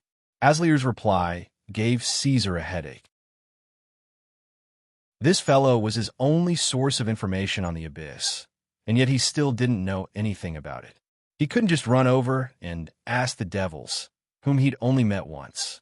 Thinking of the devils, Caesar suddenly asked, "You mentioned Glagia, the lustful demon queen. What happened?" "Well, I want to take a look at the coordinates you gave me back then. The devils have already built a solid space-time fortress there. The Dark Cloud Monarch wants me to destroy that node." Asliers muttered as he calculated the cards. "I can't do it. If I act rashly, I might die there." It seems that the devils are determined to enter the material plane at the same time as the demons. Caesar could only analyze the information he obtained last time. He estimated that in about 50 years, these guys would appear in iRadio one after another. Before that, he had to be fully prepared. First of all, it's best if we can integrate with the empire on which the sun never sets to face the abyss together. If worst comes to worst, we have to unify iRadia, even if we have to use war and annexation. Also, what's recorded in the black box found by Mad Clamor? Kuangu Geos didn't explain it clearly. Even the Abyss Pillar gods avoid the outer gods, but I'm unaffected. Is it because of Black Dream? According to the tentacle monster in the dream, Black Dream might be a part of its body. If that's the case, how should I face them in the future? Time passed little by little as he pondered. Asliers, who was sitting opposite him, finally couldn't stand it anymore. "Hey, are you going to throw out that infinite deck in your hand? Don't tell me you're playing some kind of trick. If you throw out the card after holding in your hand for 10 minutes, it'll definitely be cleared." "Hey, how do you know what card I have?" Caesar's thoughts were interrupted. He looked up and saw the Fire Demon King's anxious face. "Okay, infinite deck. In 2 days, the Elegy brand will release the Ancient Gods Descent expansion pack. The collector's edition is limited." "Are you kidding me? I didn't even understand the Twilight expansion pack that came out a while ago. You're forcing me to buy it? From now on, if you organize an expedition team to Blackrock Mountain, I'm going to charge admission. Give me 100 packs first." Chapter 590. Tell me, why are you looking for me? Talos asked as he leaned back in his chair. He took out a cigar and tapped it on the table to make the tobacco thicker. This guy didn't look like a god in the way he spoke or acted. Instead, He looked like a traveler from another world, young and fashionable, making people feel like they were in a drama at all times. I'm preparing to go to war with the empire on which the sun never sets. You have to help me, Caesar said bluntly. You're in such a hurry? Is this the patience of a long-lived species? How laughable, Talos mocked. He stared at the black dragon's face with his single eye. What makes you think you can win against the empire on which the sun never sets? Strength, Caesar said solemnly. I'm not sure if I can win, but at least I won't lose. But apart from yourself, what other forces do you have that you could take out? Just the Daybreak army alone is enough for you. That army is very famous in the astral plane. Even we know that it fought in the abyss. Talos stood up and patted the black dragon's claw, acting intimate. Besides, the empire on which the sun never sets may have other trump cards. That's why I need allies. Caesar looked into the eyes of the Lord of Calamity. I didn't summon you for you to pour cold water on me. This isn't a small matter. If I agree, the burden you'll throw at me will not be small. Talos circled around the black dragon's huge body and muttered, Since you helped me seduce Mistra, it's not that I can't help, but this will definitely disrupt my original plan. If I fail, I'll lose everything. I have to do a risk assessment. Tell me, how confident are you? Talos sat down again. Or rather, how many cards do you have in your hands? I want to hear the truth. You, the Deep Sea Kingdom, the Blackwing Empire, your subordinate gods, and a Lord of the Abyss. Not enough. Talos shook his head. You might not understand what Pyro is. He is the sun, dusk, and dawn. He is the most widely worshipped god of the astral plane. Even now, it's difficult for me to face him head-on. Furthermore, he has more subordinate gods. Of course, this is also the reason why the Iradia orcs were defeated 2,000 years ago. And 2 mutated dragons, Mad Clamor and Kuendios. Talos' eyes lit up. These 2 were freaks that could give the gods headaches. Even Pyro would have to spend some effort to subdue them. You've allied with them? Yes. Probably. In fact, Caesar wasn't too sure either. Before Kung Gudius left, he gave him a crystal and patted him on the shoulder, saying something like, Since we all came from the same place, then we're brothers from now on. If you need anything in the future, just give us a shout and we'll help you out. With that, he broke through the realm wall and left in a straight line. No matter if it was the red dragon or the white dragon, their neural circuits and speech patterns were too jumpy, which made Caesar unable to determine whether their words were true or false. He had carefully examined the crystal. It was a piece of amber that could be seen anywhere. Although there was a drop of dark red blood in it, it did not have any magical power or strange aura. The reason why he had added the mutated dragons to the list was to reassure the Calamity Lord. You already know everything about me. If we can't be allies, then we can only be enemies. The black dragon's expression was quite grave. That's reasonable. Talos nodded. His emotions finally began to fluctuate a little, and that was a sense of pride. Both the dragon god and the dragon queen knew how powerful the mutated dragons were, and they had both tried to recruit them. The dragon god wanted to influence them, and the dragon queen wanted to control them. However, these methods were too extreme, so all of them failed. Only Talos succeeded. The Calamity Lord wasn't a dragon god, but he was the only god who had allied with 2 mutated dragons. This gave him a sense of pride and joy, as if he had defeated Bahamut and Tiamat. How do you want me to help you? It's not time for the gods to join the battle yet. For now, you just need to communicate with Umber Lee and make my fleet feel better. Caesar said. Umber Lee was the religion of pirates, sailors, and the sea tribe all over the world. If the Blackwing Empire's fleet could receive the blessings of the god of sea and storm, they would truly become invincible at sea. That's the first thing? It seems that she has indeed caused you a lot of trouble. But it's also because of the conflict between you and the Deep Sea Kingdom last time. Talos seemed to have a headache. But that woman is a real lunatic. She's vicious, irritable, and doesn't keep her promises. She might not even listen to me. Isn't she your partner? Black Dragon squinted at him. Talos was stunned. How do you know that? In order to prevent her divinity and priesthood from being stolen, Umber Lee chose to seduce the Calamity Lord. This time, It was Caesar's turn to be sarcastic. In Iradia, this matter has been compiled into a poem and spread widely. Speaking of which, you two are really a match made in heaven. Jokes aside, watch your attitude, Black Dragon. Talos was angry for more than 10 seconds, and then he continued. Even so, that woman might not listen to me. As I said, she's a complete lunatic. Then bring her into your god's kingdom. Good idea. At the same time, on the other side of Iradia, you're saying to attack the north now? Emperor Enrico Lamorhin sat high on his throne, frowning as he looked down. Has living in the abyss made your brain as simple as a demon's? General Lion, according to our intelligence, the Black Dragon has just awakened. This is obviously not a good time. No, Your Majesty, this is the best time, Lion said, sitting on the throne. As the commander of the Dawn Legion, Lion Albert had the right to sit. After returning, I've looked up all the information about the other worldlings in North. All the information points to one thing. The Black Dragon is an extremely powerful and intelligent fellow. He took a sip of tea and continued.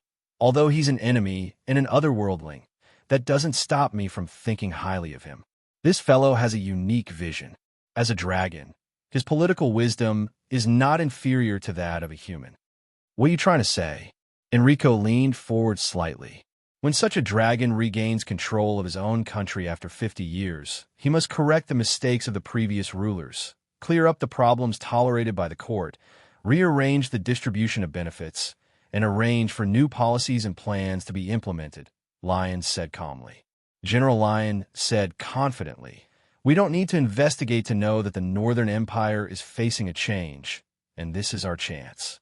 Your Majesty, as a ruthless and powerful country, the other worldlings are far more efficient than us. So, we must prepare in advance and take the initiative. Enrico thought for a moment and asked, if I send the Dawn Legion directly, what's your plan? The other worldlings have a large army, but their magic skills are weak and their spellcasters are scarce. Lion was clearly prepared. He answered directly. Therefore, the spellcasters and teleportation nodes of Blackwing are extremely valuable resources to them. They're also the main targets of the Dawn Legion, or rather, our country. Every time we capture a teleportation node of Blackwing, we'll cut off one of their blood vessels. As long as we occupy the camps, ports, and fortresses where the teleportation nodes are located, we can cut off the command and supply of the Northern Court to the local army. What happens next is logical. The Blackwing army will turn back into beasts after losing their supply and command, and we can easily cut and destroy them. Within 3 days after the attack, the Dawn Legion will be able to capture all the border fortresses of the Blackwing Empire. Within 2 weeks, we will occupy an economically developed main city. After that, we will destroy the ports of Blackwing with all our strength, leaving their powerful naval forces homeless, Lion said. What happens after that will depend on the current situation. As for those powerful lords of the court and the Black Dragon himself, I believe your Majesty has other ways to deal with them. That's all talk, Enrico said sarcastically. He waved his hand and said, show me. Yes. Chapter 591. It was now afternoon. After returning to the palace, Caesar immediately called for a meeting and announced in public, mobilize the entire territory. We're going to war with the South. As soon as he finished speaking, the atmosphere in the royal court changed. Most of the lords were eager to give it a try, while Hogg was deep in thought. Macne Darkblade was a little worried, but no matter how complicated his emotions were, there was no fear or panic. This made Caesar feel satisfied. Of course, this was only the emotions of the palace's higher-ups. He did not know what the imperial people thought. Who is in charge of the intelligence department at present? It's me, Your Majesty. A black-robed man stood up. He was a human and not a lord of the palace, but he was also qualified to speak in the meeting. You. Caesar was a little surprised. You were Barrett, right? I didn't expect Your Majesty to still remember me. The human named Barrett was pleasantly surprised. He was originally just an ordinary bard. Because of his talent in imitation, He was selected to be part of the first-generation elegy card production team. He had imitated various sounds in front of the Black Emperor. At that time, the experience made him ashamed to death. But because of this meeting, he had the opportunity to be transferred to the intelligence department after the team was reorganized. He began to show his talent and climbed all the way to the position of department head. His life was also extended by Prince Odin's wish. Until now, Barrett was still very grateful for his decision. He was the first human to join the Dragon King after the unification of the North.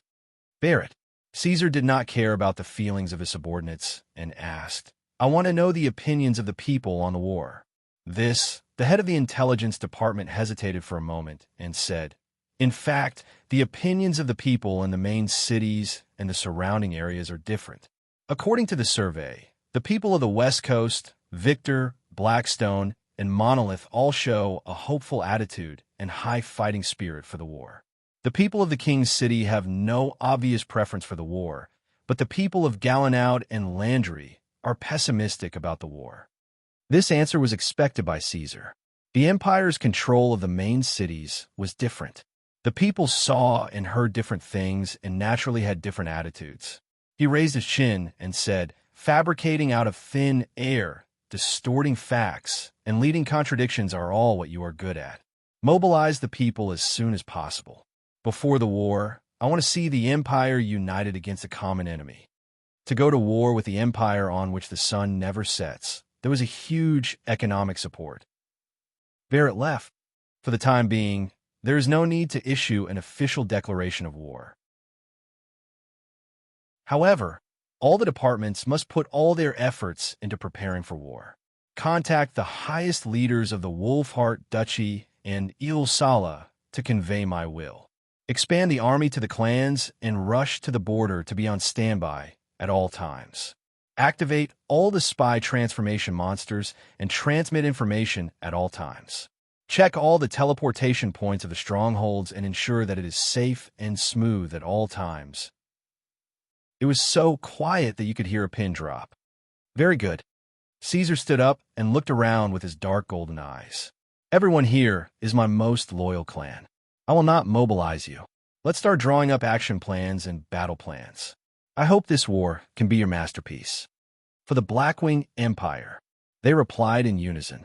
Caesar had just entered the inner room from the hall when he saw a little girl sitting cross-legged on the ground with a yellow doll in her arms. She curled her feet in white socks and muttered, "Odin is a big idiot." Her disguise was seen through by Caesar. This little girl was actually a very young female black dragon. He tilted his head. Fortunately, this dragon did not have any bloodline connection with him. Otherwise, he would have to suspect that he did something wrong when he was sleeping. "What's going on?" Caesar asked the attendant beside him. This dragon said Odin's name, so she probably knew him. Otherwise, the Dragonoid guard would not have let her in.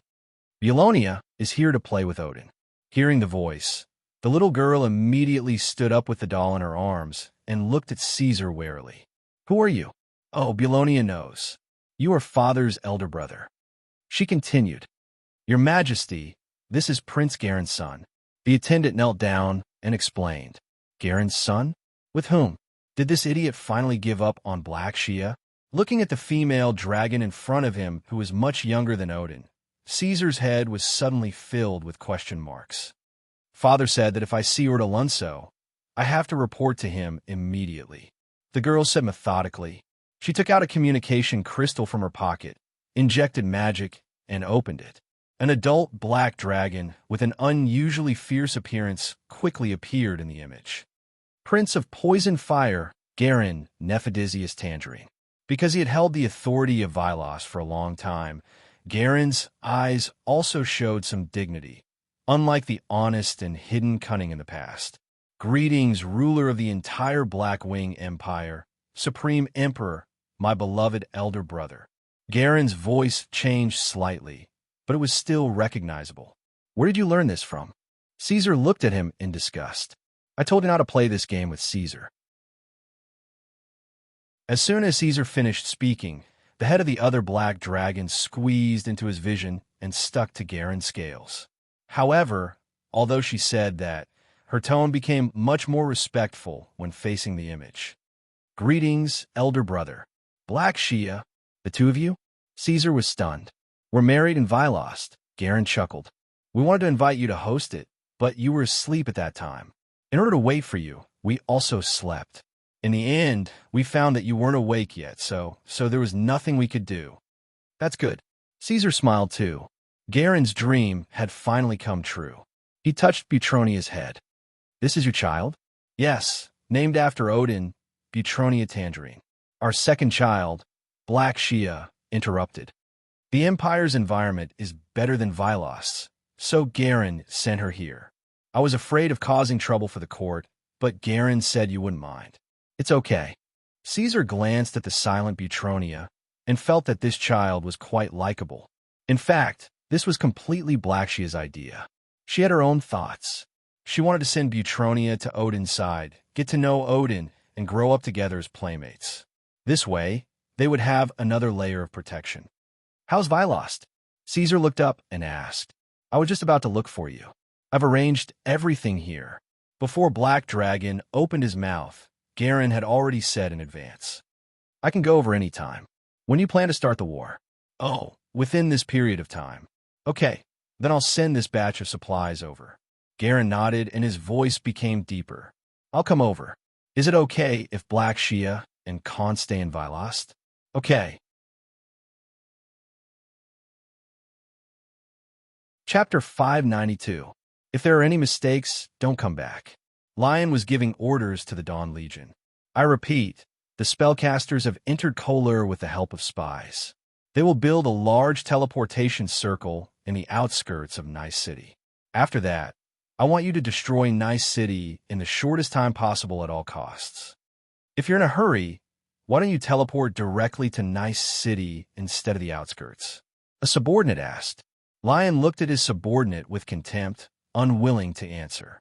His adjutant explained, "Nice City is different from other trading cities. It's the port of the Northern Fleet and the anchor of the Blackwing Empire.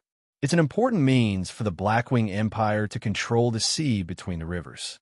Its defense is very tight. We can't guarantee that the teleportation circle will succeed in Nice City. Legion Commander, this operation is tantamount to declaring war on the Blackwing Empire." A general with some prestige questioned, but before this, the Emperor didn't seem to have such intentions. "There's also no talk of war with the North. I have reason to suspect." "You have reason to suspect that this is my decision?" Lion sat in the middle and sipped his ginger tea without changing his expression. After returning from the abyss for so long, everyone's brains should keep up with the times. You've underestimated the Blackwing Empire's ability. "Barasa, have you heard of shapeshifters?" The general who raised the question was stunned for a moment. It took him a long time to find the relevant information in his distant memory. He nodded and said, "I have a general understanding. The North has turned these disgusting bugs into an army. Do you know how many shapeshifters have infiltrated our country in disguise over the years?" Lion looked around and answered his own question, "Countless." Once the news of war spreads in the country, even if it's just a rumor, the North will be alerted quickly. This is also the reason why His Majesty wants us to be the first to fight after returning from the abyss. Lion sighed, "But even here, in the Dawn Legion, we can't guarantee the purity of the auxiliary corps and logistical forces. Just based on these clues, the North can infer a lot of information. So be quick," his adjutant continued. "Once the order is passed down, start the operation immediately. Before dawn tomorrow, you must complete the cleanup of Nistu. The teleportation node and the port will be your primary targets after capturing the city. If we start a war without comprehensive preparation and mobilization, will it cause a huge burden to the country in the early stages of the war?" This was a new problem.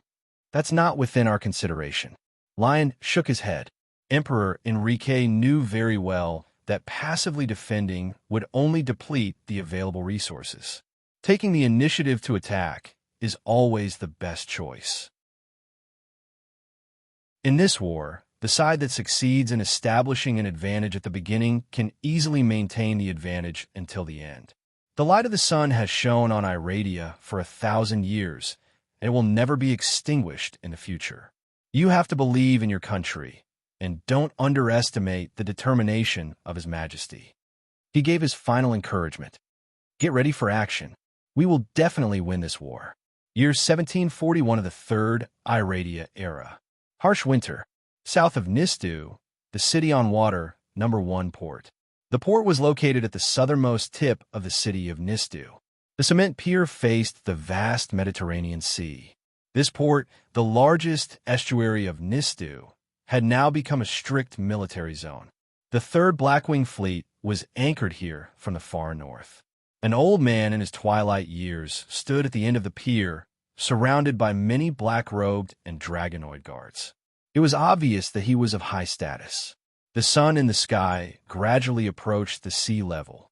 It seemed to be close at hand, but it could not warm the ground. This place is still as cold as ever. The old man smiled. It seems that the north is warmer and more livable. Is that so? Charlie. Teacher, it's going to be night soon, and it's so cold here. Charlie looked worried. We should go back and rest. No hurry. Walk with me. The old man patted the hand holding him. It's been 60 years. I've forgotten what it looks like in my memory. Teacher, you must be very pleased, right? Charlie asked. Back then, when that foolish and ignorant person in power chased you away, he definitely didn't expect us to return in such a manner. If he hadn't died in the war in the central region, I would really like to see the expression on his face right now. What's there to be pleased about? The old man said softly. I just wanted to come back and take a look. After all, this is where you grew up, and it's also my home. He was Crendo Corvette, the designer of the Empire's grasp and the breath of the Holy Dragon's breath. He had single-handedly constructed the first-generation system of the Northern Fleet, and was now the person in charge of the Northern Union Dock Workshop. He was the true founder of the Blackwing Empire's naval supremacy. Even Caesar was very respectful to this old man. He had even personally awarded him in public. Teacher. Crendo's words made Charlie's eyes turn red. He knew that the old man was already more than 110 years old and was truly at the end of his life. Even Prince Odin's wishes could not extend his life. If he wanted to live longer, he could only accept Emperor Caesar's radiation modification and become a distorted existence like the lords of the royal court. This suggestion was undoubtedly rejected by Crendo. He had lived long enough. Returning to Nessie to take a look was one of Crendo's last wishes. The last rays of the sun disappeared, and night fell. The lights in the distant city had been extinguished at some point. The surroundings were silent, and only the sound of waves crashing against the rocks could be heard. The surrounding dragonoid guards immediately became alert. Their beast-like instincts told them that something was wrong. It was still far from midnight, but the city was so quiet that not a single sound could be heard. The noise and clamor of the past seemed to have gone to a different world. As a loud dragon's roar broke the silence, the entire city erupted into chaos. Roars and howls could be heard one after another. It's Red Dragon Carol's voice. It was as if a hand had suddenly grasped Charlie's heart. This is an enemy attack. Someone has rushed into Nessie. Why didn't I hear the alarm? Sir, it's not safe here. We have to leave quickly, a black-robed soldier said. With such a commotion, there must be many enemies. Crendo's old face tensed up. Contact the garrison and the city's defense to ask about the situation. Also, Red Dragon Carol might need backup. Charlie, let's go back to the study. Teacher, we should board the main ship now. It's obviously safer on the ship now. If there really are enemies, we can still counterattack, Charlie said anxiously. Let's go to the study first. The situation is not clear now. Let's go back to the study and wait for news. If the situation becomes critical, we can't let the information leak out, even if we have to burn it down. This old man with one foot in the grave sounded so energetic at this moment. His movements were also very fast. He lifted his feet and walked towards his residence. Charlie could only grit his teeth and follow. Chapter 593. It suddenly started snowing in Nice on a winter night. The enemy had already appeared. When the cold snowflakes hit Charlie's face, he saw a black figure flashing in the distance. A few orc soldiers roared and charged forward, but they were quickly pierced by sharp blades, blood spurting out of their necks. "Quick!" Crendo panted heavily, his footsteps not stopping as he spat out a single word. The warning braziers had only just been lit, and thick smoke billowed from the edge of the city. This was definitely an attack that had been planned for a long time. Otherwise, the enemy would not have been able to break through nice defenses so easily. Figures of demon hounds appeared one after another beside them. These demon hounds had dark golden eyes, and their bodies were covered in mottled scales. Their faces were uneven, making them look like skeletons. Their bodies were only 4 to 5 meters tall, but their muscles bulged like the roots of old trees. As an important high-ranking official of the Empire, Crendo's security level was very high. These demon hounds that were no longer in hiding were all powerful creatures of the clan. The Black Dragon's radiation had caused these beasts with demonic bloodlines to mutate once more, turning them into true monsters. They could fight until their blood ran out, and even if their heads were chopped off, they could still jump up and bite you. Even though Nice was currently in chaos, the irradiated demon hound were still able to spread out in an orderly manner, quickly and efficiently monitoring the surroundings. The demon hounds let out low growls, fiercely pouncing forward, sweeping past the figures in the darkness. They twisted their bodies and swung their tails as their blades swept across, their spiked tails tearing through the enemy's armor, leaving behind a terrifying wound. At the same time, another demon hound appeared like a ghost, crushing the soldier's skull with its claws. "Well done." Charlie panted heavily. The demon hound guard's hunt had given him a lot of confidence, but the situation was still not optimistic. The enemy had already entered Nice port, and they still did not know where these people came from. A dangerous aura flowed in the darkness. Crendo didn't look at the scene there, and simply walked back to his residence with his head lowered. When he passed by a watchtower, the steel watchtower collapsed, and large pieces of metal and debris fell from the sky. If the demon hounds hadn't saved them in time and carried them away, Crendo and Charlie would have been buried under the rubble. The demon hound placed them on the ground steadily, twitched his nose and sniffed, then said in the common language, "The smell of blood." This meant that the garrison of Nisto was fighting with the invaders. Kinder and Charlie rushed into the study and meeting room, their foreheads covered in sweat. The bookshelves were filled with all sorts of documents. Most of them were intelligence reports from Nice, but there was also a small portion that they had brought from the north. It was about the grand plan to build a war dock in Nice. Start the fire. It was too troublesome to retrieve the information one by one. No one could be sure of the outcome of this attack, and no one knew how much time they had left. Charlie didn't have time to answer. He grabbed the oil lamp on the table and burned it on the bookshelf. Anyway, the information was clearly memorized by him and his teacher. They could copy it at any time. It was not difficult to start a fire on a cold and dry winter night, especially when you were faced with a bookshelf full of information. 10 seconds later, the fire burned uncontrollably in the room, bringing with it thick smoke and black embers. When Charlie walked out of his residence, he was shocked to find that not only was the house behind him burning, but the entire city was burning. Nice, the city that was crowned as the city on water, had now become a strict purgatory. The dancing flames dyed the winter night a bright red, and everywhere was bright red. This was not just an attack, but destruction. Crap!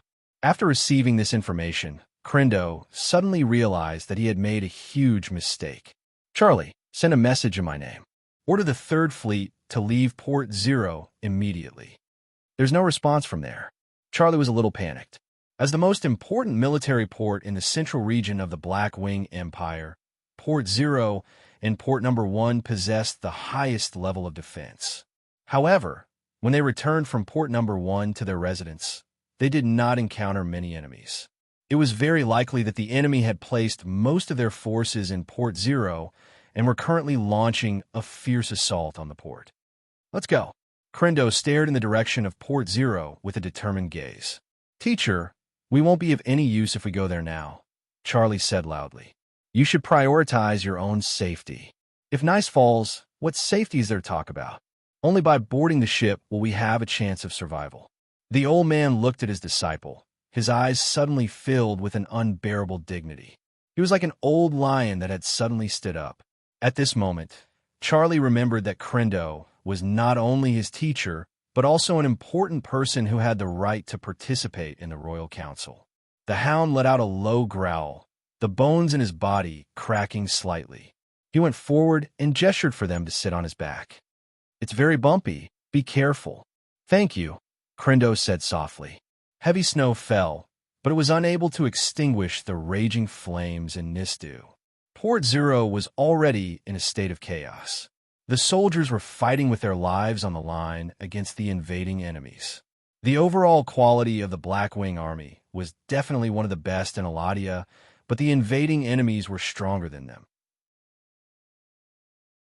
Almost every one of them was a great warrior.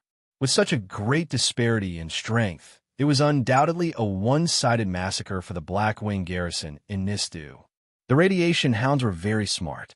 After receiving the order to head to Port Zero, they immediately led Crendo and Charlie into action. Taking advantage of their familiarity with the terrain, they used a shortcut to transport maintenance equipment to enter the port from the side. As the last line of defense at Port Zero, the situation here was not very optimistic. Powerful retardation spells, disruptions, and brittle steel were everywhere. Rings of fire and mana bombs exploded in the midst of the Blackwing army from time to time, causing terrifying damage to the orcs and dragonborn soldiers. On the surface of the sea, a warship that had already left the port was ablaze. It was slowly sinking into the turbulent sea. Clearly, there were powerful ability users among the enemy who had bypassed the front line of defense and were planning to destroy the Blackwing army. Crendo and the others were targeted by the enemy as soon as they appeared. The sound of armor clashing with swords could be heard from the side. Spells enveloped them and the hounds one after another, constantly smashing towards them. The hounds roared and all of them pounced forward, blocking the enemies that were pouncing from the side. Thank goodness. Seeing that the Northern Dawn was still anchored at the port under heavy protection, Crendo heaved a sigh of relief. "At least for you, there's still time."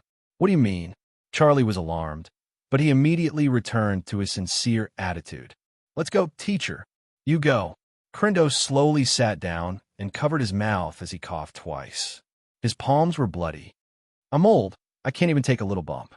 "Teacher, I'll carry you. It's difficult for you to even move in the retarded state. Let's go." Hesitating isn't in Northern Praise's character. Crendo stared at the hounds in front of him. At this moment, he actually smiled. His expression was very relaxed as he waved at Charlie. "You still have information on the new generation of warships in your head. You have to go back. I don't have such a heavy responsibility. Just let me stay here. I want to stay here. After all, Nice is my home."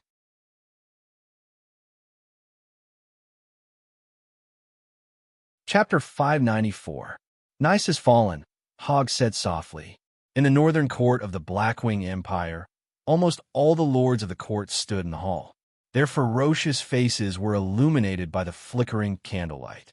At the top of the court, the huge black dragon was sitting with his head lowered. The situation is not optimistic. Until now, there has been no news from Nice. Hogg continued, "We can only collect relevant information from the neighboring cities, but the other cities are also under attack. It's not that there is no news. When Nice was attacked, the local undead gave me some warnings," Litrine added. "We have many undead in the central region. If all of them were to be activated, it would cause a plague of death. But in front of the enemy, their soul fire was extinguished before they could say anything." As he spoke, Ryan showed the only video data in the hall. The enemy looked like an ordinary human soldier, wearing a standard armor that covered his face. When he pulled out his sword, the video transmission was cut off. "The Empire has lost the port." Caesar looked around at the lords of the court. "It was our most important strategic fortress in the south. When we were stationed in the central region, nothing like this happened. This is the negligence of the beholder," Nero said. This point of view was agreed by Gaul. The orc lords stood at the side and nodded. Now is not the time to shirk responsibility. Black Dragon glanced at Nero. The most important thing now is to solve the problem at hand. There is no doubt that the empire where the sun never sets is the instigator behind this attack. The war has come, and it will come in a way that we did not expect. The orcs can join the war at any time. Gaul was the first to respond. We will tear the mouths of those southerners. Indeed, we should fight back. Black Dragon grinned, revealing his ferocious teeth. He looked out of the court, his gaze slightly distant. Strictly guarding the intelligence, lightning-fast attacks on the port, and clearing out all the teleportation nodes as quickly as possible. Such an army definitely has the ability to sweep the central region and force Corgi to give up on the trading city and choose to retreat. But they didn't do that. Instead, they chose to launch a seemingly fierce, but actually not fatal attack on the other cities after occupying Nice. Gurin, who had been curled up in the corner without making a sound, muttered softly, adding to Black Dragon's unfinished words. The other party didn't even block the flow of information, allowing the garrison to ask for help from the palace. Why? Caesar looked at his brother. Gurin thought for a moment and shouted as if he had a sudden realization. This is a trap. The enemy's appetite is huge. They are still not satisfied, even after clearing out the port. Attacking the other cities is just a pretense. In reality, they are just forcing the garrison to ask for reinforcements from the palace. Their target is the reinforcements sent by the palace to the central region. Gurin spoke to the Black Dragon on the throne in a sincere tone. Orderon and Nice have already fallen. Since there are no other resources in the central region that we have to fight for, we can give up on the trading cities. There is no need to take unnecessary risks. Are you crazy? We have invested so much effort into the central region. Ignoring other values, just the population of the central region is a considerable fortune. How can we give it up just like that? Prince Poisonfire's words attracted the angry glares of the other lords of the palace. This time, even Hogg stood on the opposite side of him. Other than Caesar, Gurin did not have such a good attitude towards the others. The dragon with dark gray scales stood up, revealing his 20-meter-long body as he looked down at the lords who opposed him. Foolish fellows, that is not wealth, but bait for fishing. Biting the bait will only bring about your own destruction. The words of the weak. Nero replied bluntly. When they first met, the demon hound had even stepped on Gurin and Blakesia under its feet, so it was not afraid of Prince Poisonfire's current power. It glared at Gurin. Only a fish like you would consider the bait on the hook. A lion will only swallow all the hunters who try to catch it. Looks like the palace did a good job of popularizing culture while I was asleep. Your level of metaphor has improved a lot. The Black Dragon raised his claw and then lowered it again, causing the palace to quiet down. He muttered to himself for a while before saying, "This is indeed a trap. The fall of Nistu is just a facade. I'm afraid the entire central region has fallen into the enemy's control. Blindly rescuing will only lead to the destruction of our forces." The Emperor's affirmation calmed Gurin down. He nodded in agreement and cleared his thoughts. Minimizing losses is the wisest choice. What we should do now is to gather information and stockpile our forces. Before he could finish, Caesar interrupted him. But there are indeed many things that are difficult to give up. The Blackwing garrison, the Third Fleet, the Big-Eyed Corgi, and the Imperial Academy students, teachers, officials, merchants, and workers. We can't just abandon the central region. Orderonso. Gurin froze for a moment before saying in a pained tone, "What lies ahead is the abyss of hell. My innocent brother, you should be cautious and careful in war, but you can't recklessly choose to give up, give in, and compromise just because of the gains and losses in front of you. Your eyes should be able to see further." The Black Dragon gestured for Gurin to come forward and patted him on the back. "Go back and think about this. Come back in 2 days and tell me why you're doing this."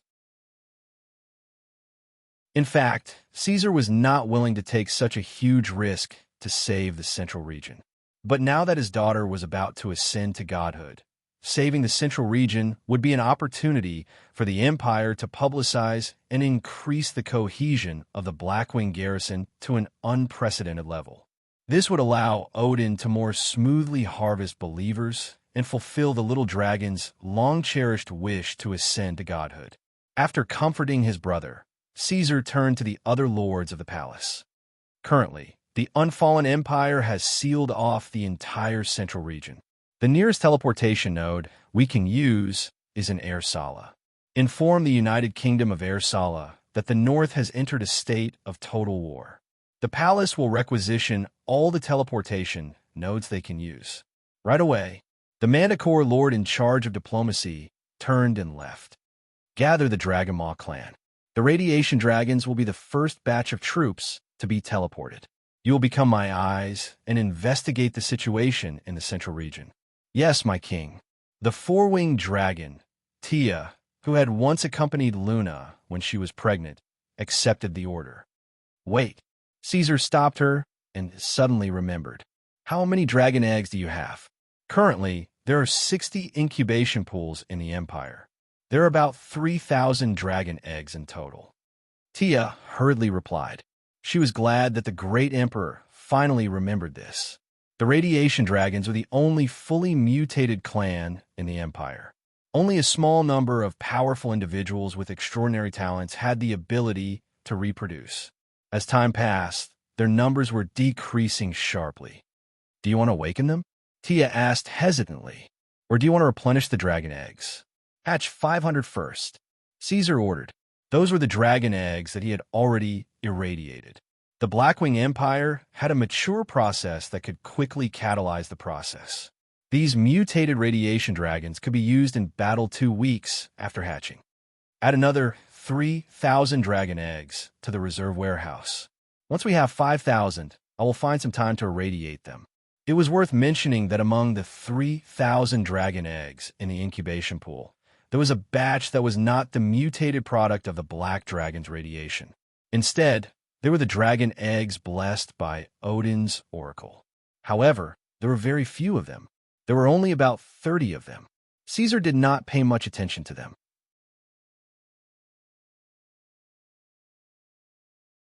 Chapter 595, 1741-12-7, the fourth day after leaving Port Zero.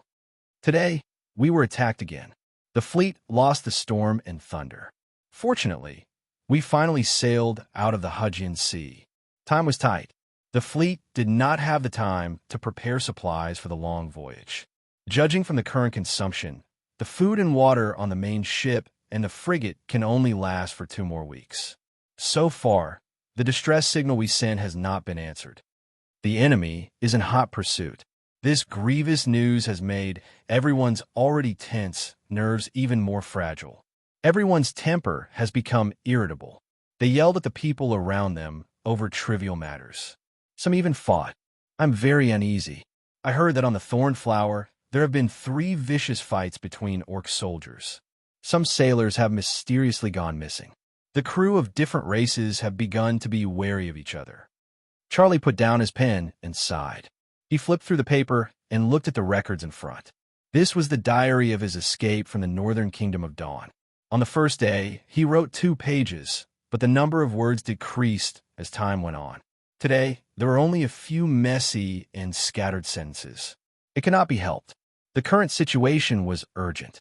There were internal and external troubles. No one could sit down and record their daily life in peace. Besides, as Master Corvette's successor, he had too many things to deal with. It was not easy for him to persevere and finish the diary, let alone spend time connecting sentences and modifiers. Closing the notebook, the haggard Charlie stood up and looked at the turbulent black sea through the round porthole. He had been living in fear for the past few days, constantly worried that a few magic warships would suddenly appear on the surface of the sea. May the Lord of Twilight bless us. He prayed softly to the sea. After praying, Charlie immediately walked to the small hard bed in the corner. The fleet was in danger at all times. Rest time should be especially cherished. There was a knock on the door. Someone stopped outside. Charlie, I guess you haven't slept yet. Come in. Charlie rubbed his eyes. This was not the first time. The captain of the Northern Kingdom of Dawn would often look for him at night to discuss information and problems. The captain's clothes were wrinkled, making this man in his 30s look a little old. After entering, he found a place to sit down and went straight to the point. Charlie, your Master Covet's disciple. I'd like to hear your opinion on the serious shortage of supplies. Logically speaking, the only way out was to wait for the Empire's rescue. Cha Xiang thought, but judging from the captain's tone and expression, it seemed like he didn't want to hear this answer. He muttered to himself for a moment before probing. There are some islands in the Red Sea. Although the Empire has never set foot on them, their locations have been marked on the map. Perhaps we can search for food and water on those islands? That will only waste time. The captain shook his head. Those islands are not on our route at all. What's your plan? Judging from his tone, Charlie guessed that this guy was not here to ask questions. With our current supplies, we can't sustain the consumption of so many people. The captain said, yes, even if the demon hounds can enter a dormant state, but Charlie nodded subconsciously, but then he stopped and abruptly raised his head to look at the captain. Looking at the captain's unchanging expression, his eyes suddenly widened, and a cold thought appeared in his mind. Baddeley, what did you say? We have to give up some people. Baddeley's attitude was clear. Are you crazy? I have no choice. You're asking them to die. Charlie was furious. The first rule of the Empire is that no one has the right to deprive others of their lives.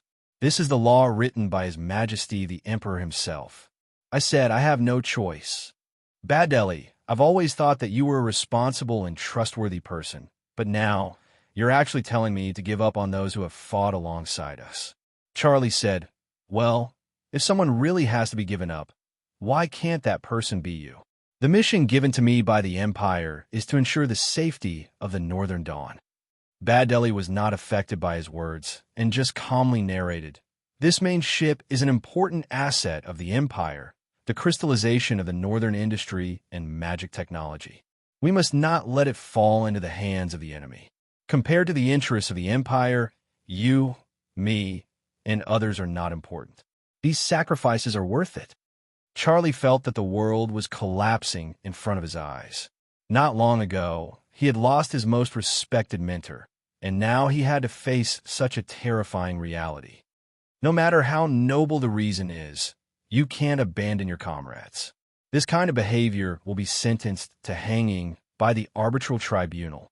Hanging or not, we'll talk about it when we return to the Empire. Baddeley stood up. I promised the captain of Chilly Winter 30 places. Tomorrow, he will send the supplies to the Northern Dawn. Why Chilly Winter? It's all the same. After a moment of silence, seeing that Charlie did not follow up, Baddeley prepared to leave. Before he left, he glanced at the young man who was sitting in a daze. Whether you like it or not, the war has already begun, and in war, life is the most insignificant thing. Wake up, the Empire still needs you. Charlie shook his head numbly. Baddeley turned the doorknob, and a heart-palpitating whine suddenly resounded throughout the sea. The frigate sounded an alarm, clearly indicating that the enemy had been found on the sea. Charlie had heard this sound 16 times since he fled, and every time it made him tremble in fear. The moment the alarm sounded, he woke up from his stupor and stood up. As the captain, Baddeley was one step faster than him. This guy's expression was grim as he rushed to the battle command room. Charlie ignored him and walked quickly to the porthole. He leaned over and peeped into the deep sea. The hull of the Northern Dawn was slowly turning. Gradually, he could see some faint black dots appearing on the surface of the sea. The Empire's magic warships. Just this morning, the Third Fleet had paid the price of 2 frigates and finally got rid of the enemy's encirclement and suppression. They did not expect the enemy to catch up so quickly. With the advantage of the all-domain defense, the rising sun could easily locate the fugitive fleet, not giving them a moment to breathe. This kind of high-intensity pursuit and obstruction could be imagined how determined the enemy was to capture the flagship of Northern Dawn. The sharp cries of the wyverns rang in his ears. At the same time that the alarm sounded, the wyverns had already climbed onto the deck, flapping their wings and ascending into the sky. They were not the mutated radiation dragons, but they had also been modified and implanted with spiritual armor. This kind of biomass armor, which was jointly developed by the dwarves and the undead, was a perfect match for the wyverns. While strengthening the wyverns' fragile defense, it greatly enriched their combat methods. Now, not only could the powerfully bred wyverns use their sharp fangs and claws to attack, but they could also launch shock bombs and incendiary bombs from the weapon ports on their chests. Their existence allowed the Blackwing fleet to have a longer attack range than the magic warships of the old era. The first wave of the fleet's attack was often launched by the powerfully bred wyverns.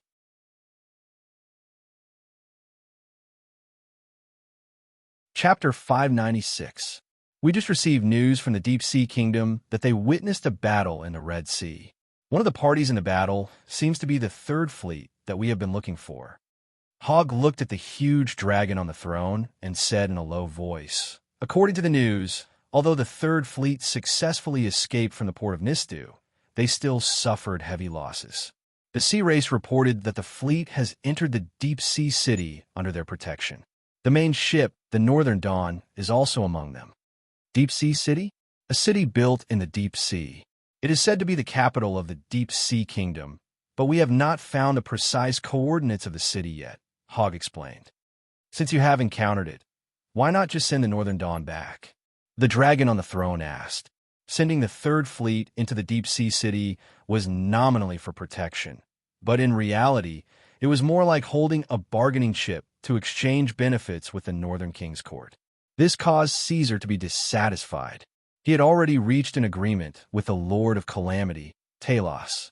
The Sea Tribe, and even all the gods of Heart of Fury, should stand firmly on the same side as Blackwing in this war, instead of wandering between the two sides like they were now, waiting to benefit from it.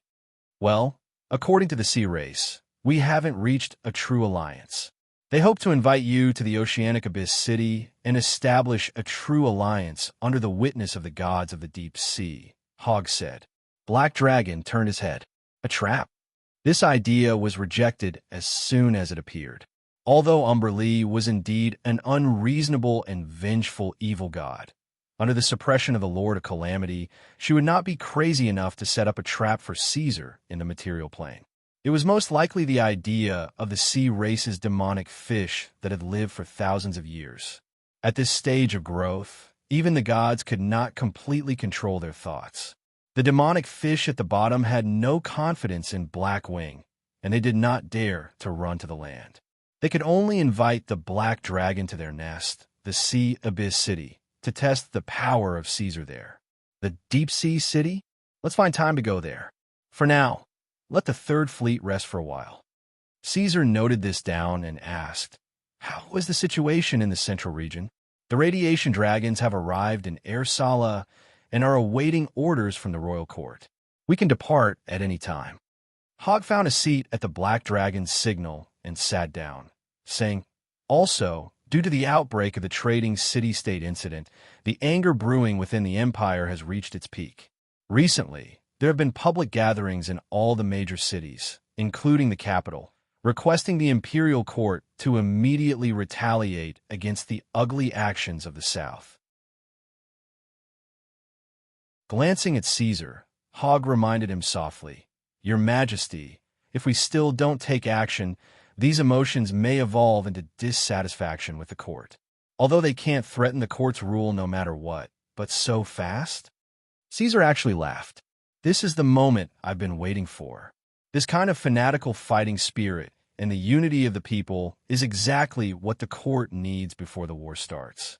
At this time, the people will give the imperial court the greatest support, even if the taxes are double that of previous years."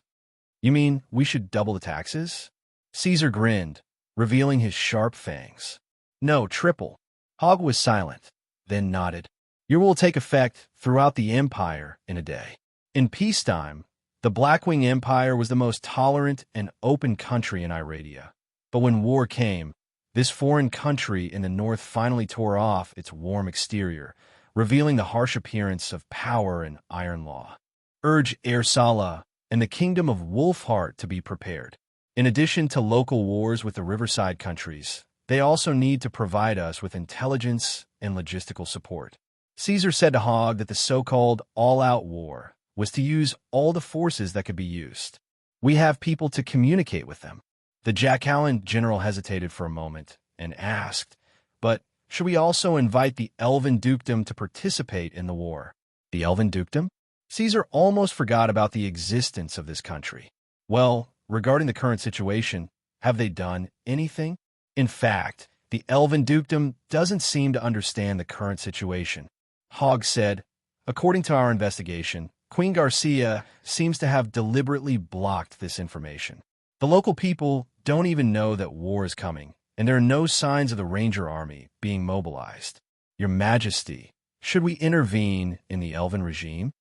Caesar thought for a moment and decided to let the Elven Dukedom maintain the status quo. This was definitely a cruel war, and if they participated in it, who knew how much blood would be shed? After all, that place was Luna's home, and the little girl would definitely not want to see this scene. When she heard that the Black Dragon was going to the south to fight, she was unwilling to see this scene. Speaking of the Elven Dukedom, it was worth mentioning that with the continuous expansion of the Blackwing Empire, the Elven Dukedom gradually fell into a very awkward situation. It was surrounded, and the territory of the Blackwing Empire was on all sides. Many elves proposed to merge into the Blackwing Empire, but Queen Garcia still insisted on defending the sovereignty of the country, and the Northern Court did not make a statement on this. So now, the Elven Dukedom was truly a country within a country. There's only one thing left to do. Caesar stood up, wagging his tail as he climbed to the outside of the court, looking down at the buildings below, and said in a low voice, "Start the operation tonight. The radiation dragons will enter the central area, and after occupying the area, immediately build a teleportation node. After that, send the demon hounds over, and let a portion of the soldiers feign an attack on Nice, and focus on attacking Kuro. I'm here." The dwarf walked out of the court, his face completely covered by a horned helmet, leaving only a pair of eyes. He was the Iron King, Macne Darkblade. Although he had lost the favor of the Dwarven god because he served Caesar, he still had a very strong power. This time, you go and kill everyone in the way. There's no need to show mercy to the enemy during the war. After entering the city, judge the situation yourself. If you can't do it, at least bring Corgi back. Yes, Macne said in a muffled voice. You might be wondering why I chose you out of all the lords of the court. Black Dragon stared at the dwarf, not hiding his selfishness, because this is a dangerous mission, and those who carry it out may die. In comparison, I value the lives of Gaul, Nero, and Hogmore. I understand. You don't feel angry. I have already pledged my loyalty to you, King of the Blackwings. The so-called loyalty is unconditional obedience. If you give the order to kill everyone, I will be the first to act without hesitation. If you tell me to die, I will immediately use a dagger to gouge out my own heart. Regardless of anger or pain, camp, position, good or evil, it has nothing to do with me, Macne said calmly. As long as you protect the Thunderblade clan, my loyalty is like blood turning to ashes and will never change. Very good. Caesar was very satisfied. He gestured with his claw for the Dragonoid servant to bring the item over.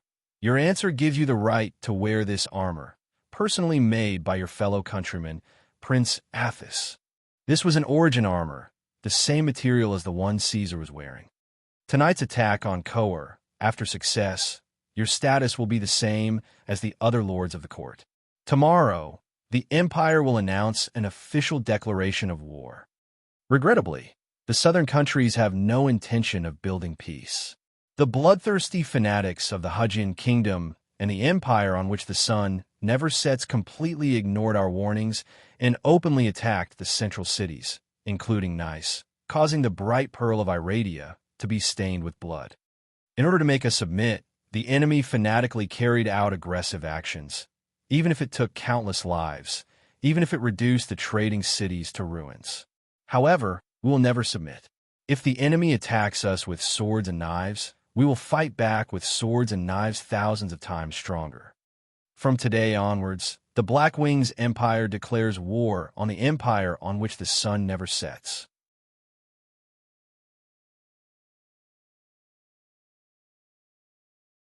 Chapter 597, 1741, 12. 9. The night before Blackwing declared war on the empire on which the sun never sets. Azara had never seen a night like this before. In the quiet, hazy darkness, the huge Blackwing army stood in formation at the 12 strategic teleportation points of Azara with a solemn and intimidating aura. Soldiers were everywhere on the ground, from the Tatalis Mountains of the Io Kingdom to the ancient Monet battlefield near the EBS Kingdom. Occasionally, the silhouettes of one or two giant radiation dragons would sweep across the sky. Large numbers of demon hounds were ready to move, and behind them were spellcasters in black robes. They were all waiting for the signal to attack from the Lord of the Court, Maknae Darkblade. The demon hounds squeezed in the narrow space, growled, and bared their teeth. The suspenders suspended in the air swayed as they dropped bottles and jars. The chains creaked as the demon hounds raised their heads to catch the jars and crush them into pieces before swallowing them. It was the 4th-generation Berserk potion made by the research lab. It could keep the soldiers in a state of excitement in battle, and at the same time, resist the effects of mental attacks to the greatest extent. The side effect was that all senses, including touch and taste, would become less sensitive. However, for Blackwing's army, being less sensitive might not be a bad thing. The orc warlord shuttled back and forth among the chaotic demon hounds, beating the war drums and loudly announcing, "Get into formation and wait for orders. Get into formation and wait for orders." Maknae knew that the Empire had not fully grasped the current situation in the central region. He had to play the role of both pathfinder and attacker. This was a complicated and dangerous operation. The dwarves looked down from the tower and could only see the demon hounds crashing into each other in the night. They were so densely packed that it made them feel uncomfortable. "I hope some of them can survive." Maknae sighed in his heart. His eyes became resolute. When everything was ready, he gave the official order, "Let the operation begin. All troops move out." Wyverns, demon hounds, orc warlords, and spellcasters began to enter the teleportation points in batches. Maknae was not stupid enough to put all his forces in one area. He spent 2 hours studying the map with the warlords, and finally decided to attack the villages, mountains, and valleys in the central region near the north. Trying to do it in one go would most likely lead to a tragedy. After thinking about it, the new Lord of the Court decided to first establish a foothold in the central region. After occupying 4 to 6 temporary bases that could be used to build large-scale teleportation points, he could ensure that the Blackwing Army's retreat and reinforcements could be guaranteed. Then, he would attack Ness and Call to complete the mission given to him by the Black Emperor. Tonight would definitely be longer than he imagined. Laros was very quiet in the cold winter night. This village lay in the curve of the road from Myrnin to the north. It had never been disturbed. To people, it was just a place that they had to pass through on their way from one place to another. Its only unique feature was the tower, which was a product of the human migration to the north in the Second Era. It had collapsed many times over the millennia and was rebuilt by the local villagers several times. It was still in good condition. In this cold night, the tower was chilly. The huge stones on the walls were wet and water was seeping out. It was just past 8 o'clock at night. The braziers on the tower were burning fiercely. Outside the tower, the yellow mud road that was overgrown with weeds extended out. The doors and windows of the shacks and wooden houses in the village were tightly shut. There was no sound at all. Laros was very quiet. It was so quiet that it was like an abandoned village. However, this silence was unreal. This was because in this small village, thousands of hearts were slowly beating. There were sentries in every corner. The sentries were huddled up in protective cloaks. They stayed in the towers and fortresses beside the roadblocks at the entrance and exit, in the hollows of the mines on the hills, in the low-lying wetlands in the fields, and in the outposts high up in the village. Although Laros had a leisurely and idyllic appearance, it was actually a military base. There were more than 500 villagers in the village, but the number of soldiers was more than 3 times that of the villagers. They were the Iron Cross army from Hujien, the main force of the Kingdom of Balia. There was more than one village like Laros. When the great empire that never set the sun had completed its conquest of the central region, the other countries in Hajian soon followed. While they were dividing the profits of the trade city-states, they also sent garrisons to various places in the central region. Together, they built a long barrier across the east and west to guard against any possible attack from the north. It's so quiet. The cold winter had arrived. The snow was swept across the sky by the north wind, circling around the house and whimpering. Tanny Pig raised his head from the table that was piled with information. He listened carefully and sighed. If there was no war, I might have just finished drinking and lying on the warm bosoms of those long-legged Highland women. The adjutant sat down opposite him. They had a good relationship, so he was not reserved at all. Speaking of which, what does the war between the Northerners and the rising sun have to do with us? Why does the baboon king have to get involved? The king did not do anything wrong in this matter, Huagal. You don't understand. The supreme commander of the Iron Cross army sipped his tea and said, "Unlike previous wars, once this war starts, no one in Iradia can stay out of it. Instead of being forced to get involved in the dispute, it's better to prepare in advance and try to sway the scales of victory as much as possible." But we're not the weights on the scales, the adjutant thought for a moment and could not find the right adjective, so he changed his words. "Tanny, have you ever played the card game in the North? When two players play a game of chess, they will constantly use low-cost followers to deplete the opponent's cards and HP until victory is in their hands. Then, they will use their most powerful card to end the game. In this war, we're the low-cost followers. You could just say that in the eyes of the rising Sun City and Blackwings, we are cannon fodder." Tanny actually smiled. "Do you need to say such a long paragraph to describe it? You don't think that everyone doesn't know about this, do you? Since you know, why are you still smiling?" Huagal was a little stunned by his smile. Tanny Pig was silent for a while. He put away his smile and said, "My father has told me countless times about the legends of the pig family.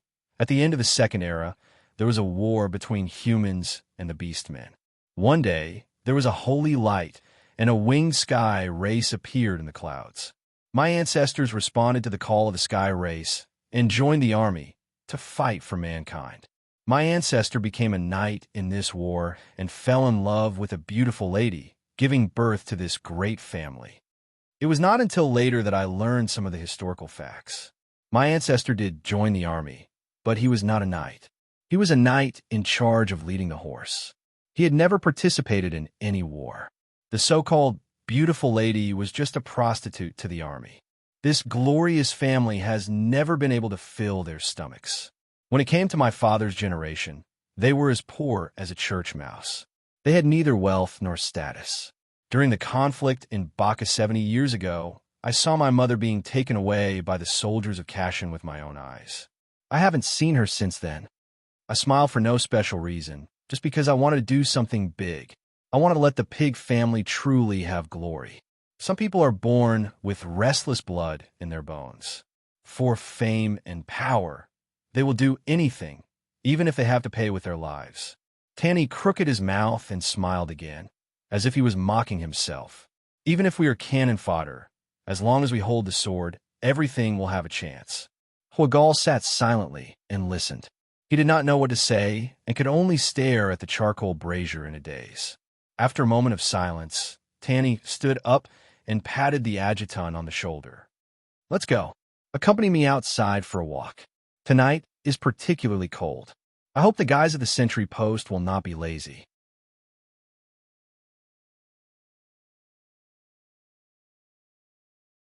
Chapter 598. The curtain was lifted, and the cold air slithered in like a poisonous snake. It was so cold that people's teeth chattered, and their boots crunched the ice under their feet. The sudden cold wind lifted Tanny's hood, revealing his stiff face. The village of Laros was very quiet, but there was no shortage of people. The square was filled with tents. Danny Pig had brought his Iron Crusade army into this remote village. Nearly 2,000 people were huddled in the snow. The army had commandeered every inch of empty space, and the newly dug cellars were filled with food, weapons, and armor. The battlements and horse posts were piled with snow, and icicles hung from them. In the dark corners of the village, many frozen corpses were hung by hemp ropes, their swollen faces covered with a layer of ice. When a vanguard of the Iron Crusade army arrived at Laro's village and announced that the village had been commandeered, the locals who were close to the north resisted fiercely. The soldiers did not hesitate to stab those who resisted to death with their spears, and the rest were enslaved. "Work hard," Tanny, who had arrived later, told them. "Do well, and you will be forgiven." Laro's village was located in the wilderness, and stones and wood were everywhere. Under the orders of the Iron Crusade army, the slaves first built a sturdy fortress, then set up inconspicuous sentry posts at the edge of the village, and finally built hastily completed houses for the soldiers. When all this was over, Tanny fulfilled his promise and granted the slaves forgiveness, but not freedom. A group of guards were standing guard at the sentry post with spears in their hands. Although they were wearing thick fur cloaks, they were still curled up into a ball and trembling nonstop. A layer of ice had formed in their beards. When Tanlu and his adjutant walked over, the soldiers subconsciously straightened their backs. "Good job. Just hold on for another 2 hours, and someone will come to replace you." Tanny looked at the sentry post, patted the soldier's shoulder, and then went to the next sentry post. Adjutant Huagal followed behind with a torch. It had to be said that Tanny Pig was indeed a competent commander.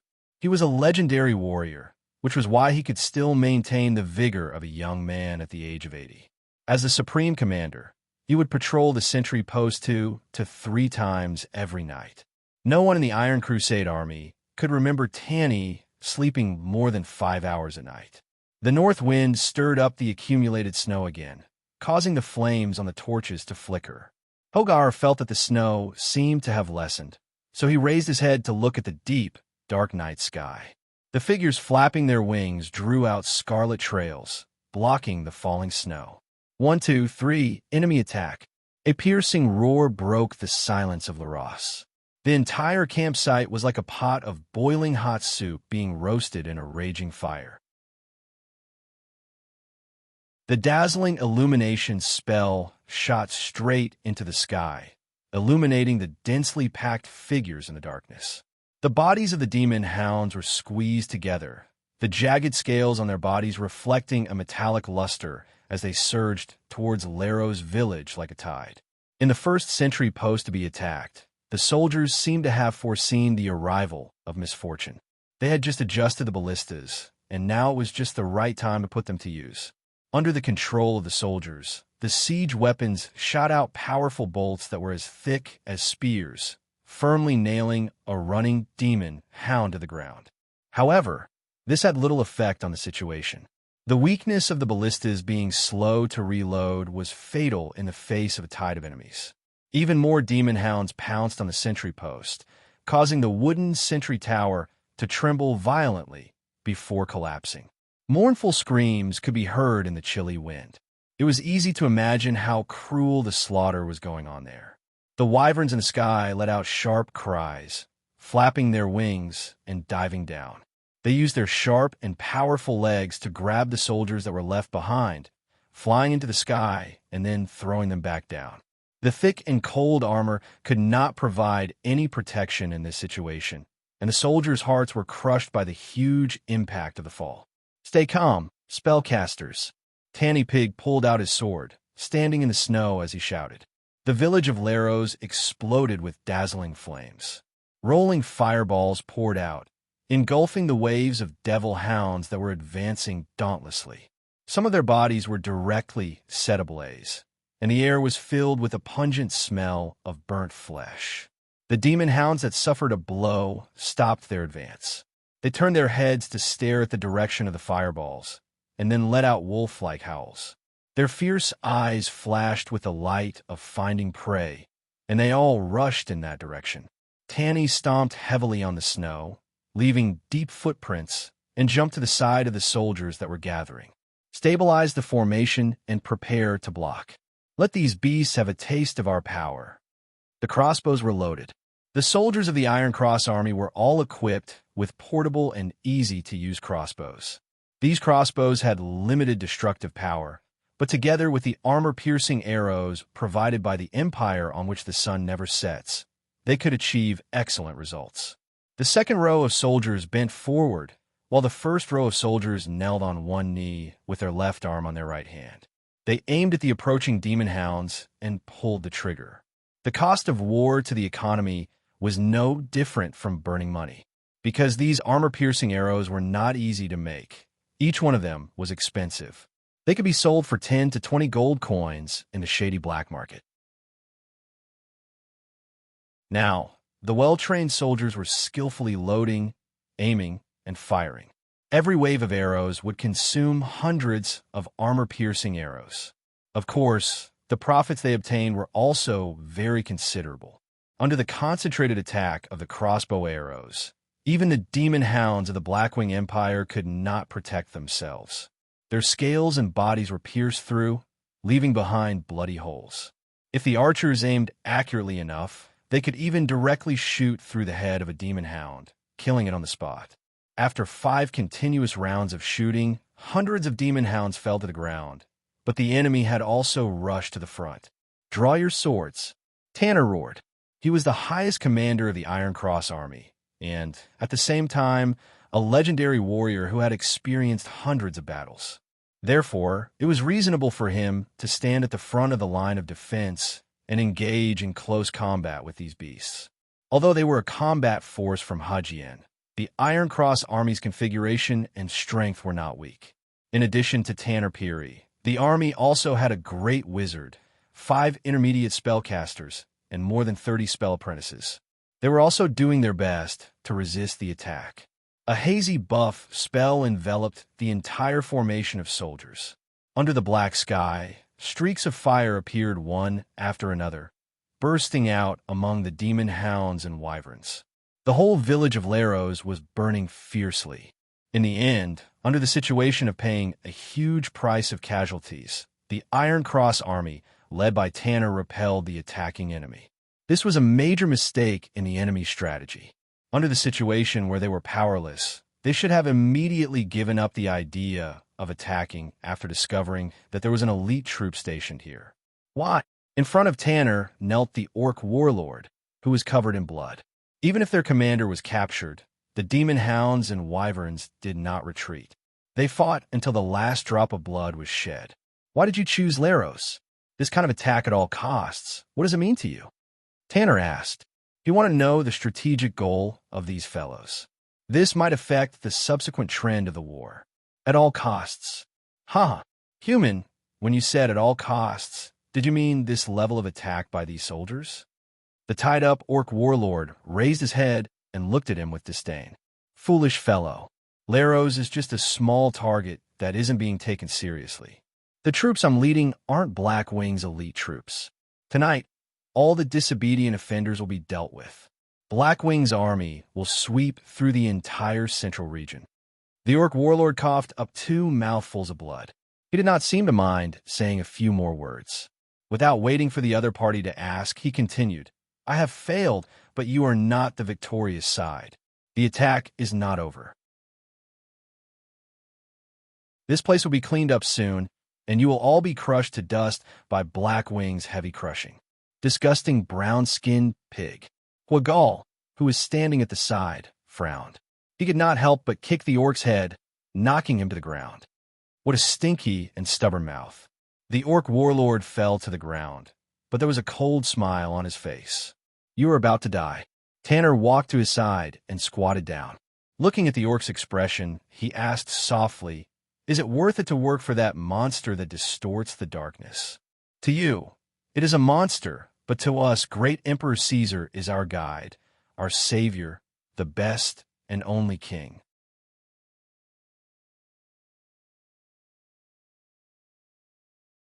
Chapter 599.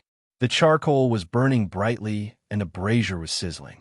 At midnight, the northern court was still brightly lit. The clan lords gathered together spontaneously to discuss and pay close attention to the Empire's military operations in the central region tonight. I don't understand why it's Mackney. He just joined us not long ago. If this operation is as important as you say, the great Emperor should have sent someone more trustworthy. Gaul scratched his head and mumbled, "What? You think you could do better?" Hogg grinned and asked. They were the first clan to follow the Black Emperor. After so many years, the Knoll leader and the Beastman leader were quite familiar with each other. "That's not it." The Beastman chief waved his hand. "I'm just a little doubtful of Macne's loyalty. Besides, although the dwarf is good at fighting, he's not necessarily good at war. The court clearly has a more suitable candidate in this regard." Saying this, the Beastman pointed to the corner with his mouth. Garen had also come and was sitting in the corner. The skin on his brow was deeply furrowed and his eyes were dull and empty. He was obviously deep in thought. Among all the lords of the court, only Prince Poisonfire's command could be confirmed. He had led an army to open up and occupy the new continent, Vilost. When Great Emperor Caesar fell into a deep sleep, it was also Prince Poisonfire who turned the tide and reversed the Blackwing Empire's foreign war plans by himself.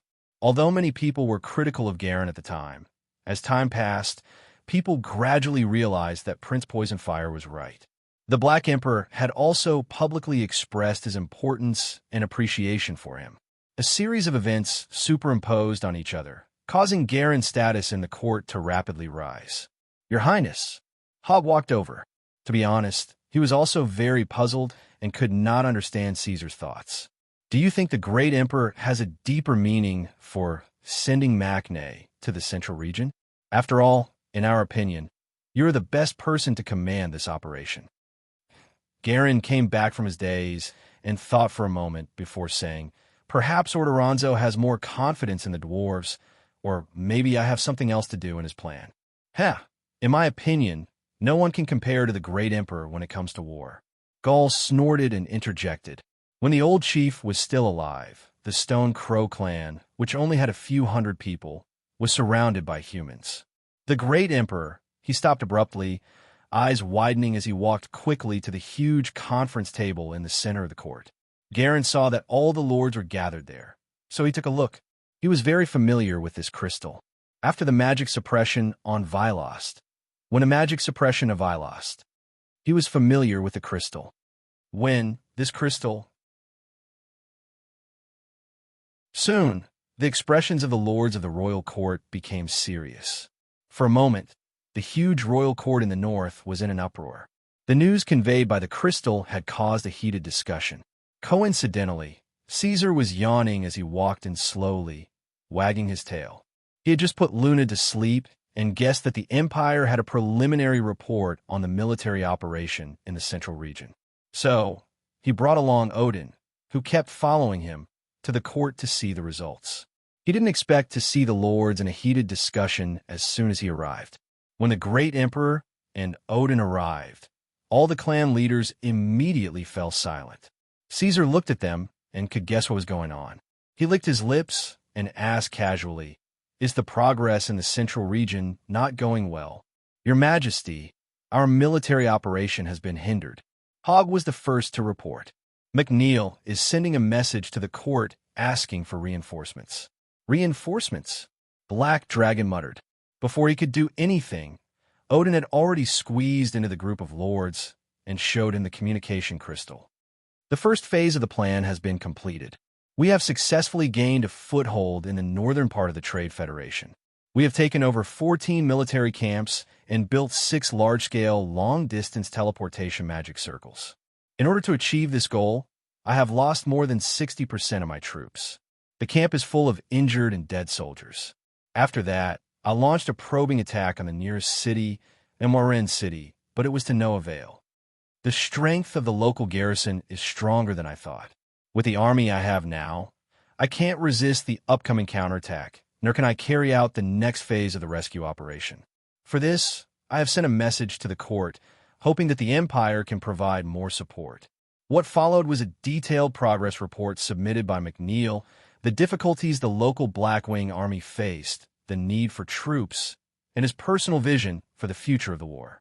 Seeing that the Black Emperor was deep in thought after reading the report, the lords of the court could no longer sit still and stood up to express their opinions. "Our army has always been invincible in Iradia. Even the bards know this very well. However, even with such a large army under the control of the dwarves, they still can't bring us victory in a local war. The leader of the radiation dragons, Tia, said, "Your Majesty, I dare not question your decision. However, the facts have proven that McNeil lacks the ability to plan a war." "I don't trust him," Gall muttered. "I suspect that McNeil did it on purpose." The clan leader's words pulled Caesar back to reality from his thoughts. The black dragon looked around and raised his chin at another dragon in the corner. "What do you think?" Garen looked around and confirmed that it was indeed him. Caesar had asked him to answer the question, so he pondered for a while and asked tentatively, "Orderonso, is it possible that we made a mistake in our judgment?" "Go on." "Before McNeil went to war, I discussed the battle plan with him in detail. His strategy was not wrong. Now, the action report submitted shows that he did not make any major mistakes. Everything went according to plan, but the result was not satisfactory. Is it possible that the problem is not McNeil, but us? We misjudged the enemy's strength. It's not that McNeil's army is too weak, but that his opponent is too strong. If it was in the past, Garen's words would have attracted the angry glares of the other court lords. However, he had proven his ability now. This guy's way of thinking was completely different from the other lords. He could often find key points that were easy to overlook. Because of the need to guard against foreign enemies, the Empire has invested more energy in the central region compared to the other main cities. The early warning and defense system are complete. Most of the clan leaders here are legends. Is there anyone who is confident that they can conquer and occupy the trading city overnight? Garen looked around but did not receive any response. He could only hear the low breathing of the court lords. But our enemy did it. It's an unbelievably powerful army, and that's the army that Macne is facing right now. The Rising Sun City has no reason to withdraw this army and return the central region to our hands. Because once the central region is returned to the control of the Empire, Hejian County will be lost again. The Blackwing clan will be able to drive straight into the south. No one wants to see a war break out on their own land. It's a disaster. Hogg frowned as he listened. He could not help but ask, "Your Highness, do you mean that this local war where the two sides first came into contact is actually the final battle between us and the empire on which the sun never sets?" "It's not a final battle, but it's still a very important war. It's also a very difficult war." Garen sighed and said softly, "That's why I said that the front might be the abyss of hell." "No." Caesar smiled at him. "For the empire on which the sun never sets, we're the abyss of hell. The soldiers on the front line are bleeding. We must ensure that medical and logistical supplies are in place in time.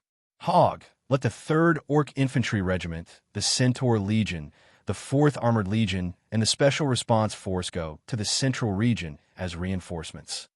After saying everything in one breath, the Black Dragon thought about it and felt that they might not be able to win this war. So he turned his neck and said in a soft and not dignified tone, "Odin, my daughter."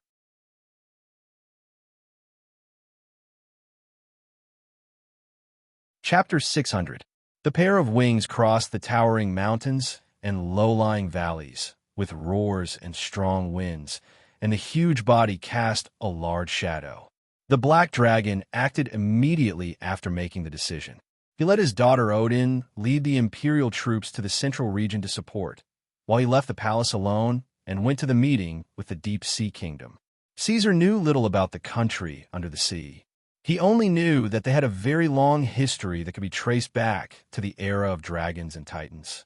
At the same time, these sea tribes were also the main rivals of the ancient orcs in the Second Era for hegemony of the mainland. They had a quite prosperous period.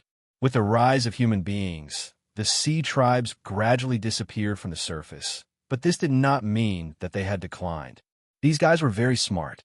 After witnessing the fate of the ancient orcs, they tried to avoid large-scale conflicts with the empire on which the sun never sets and took the initiative to retreat into the deep sea. It could be expected that this ancient race still retained a considerable strength. However, this alone wasn't enough for Caesar to personally make a trip here.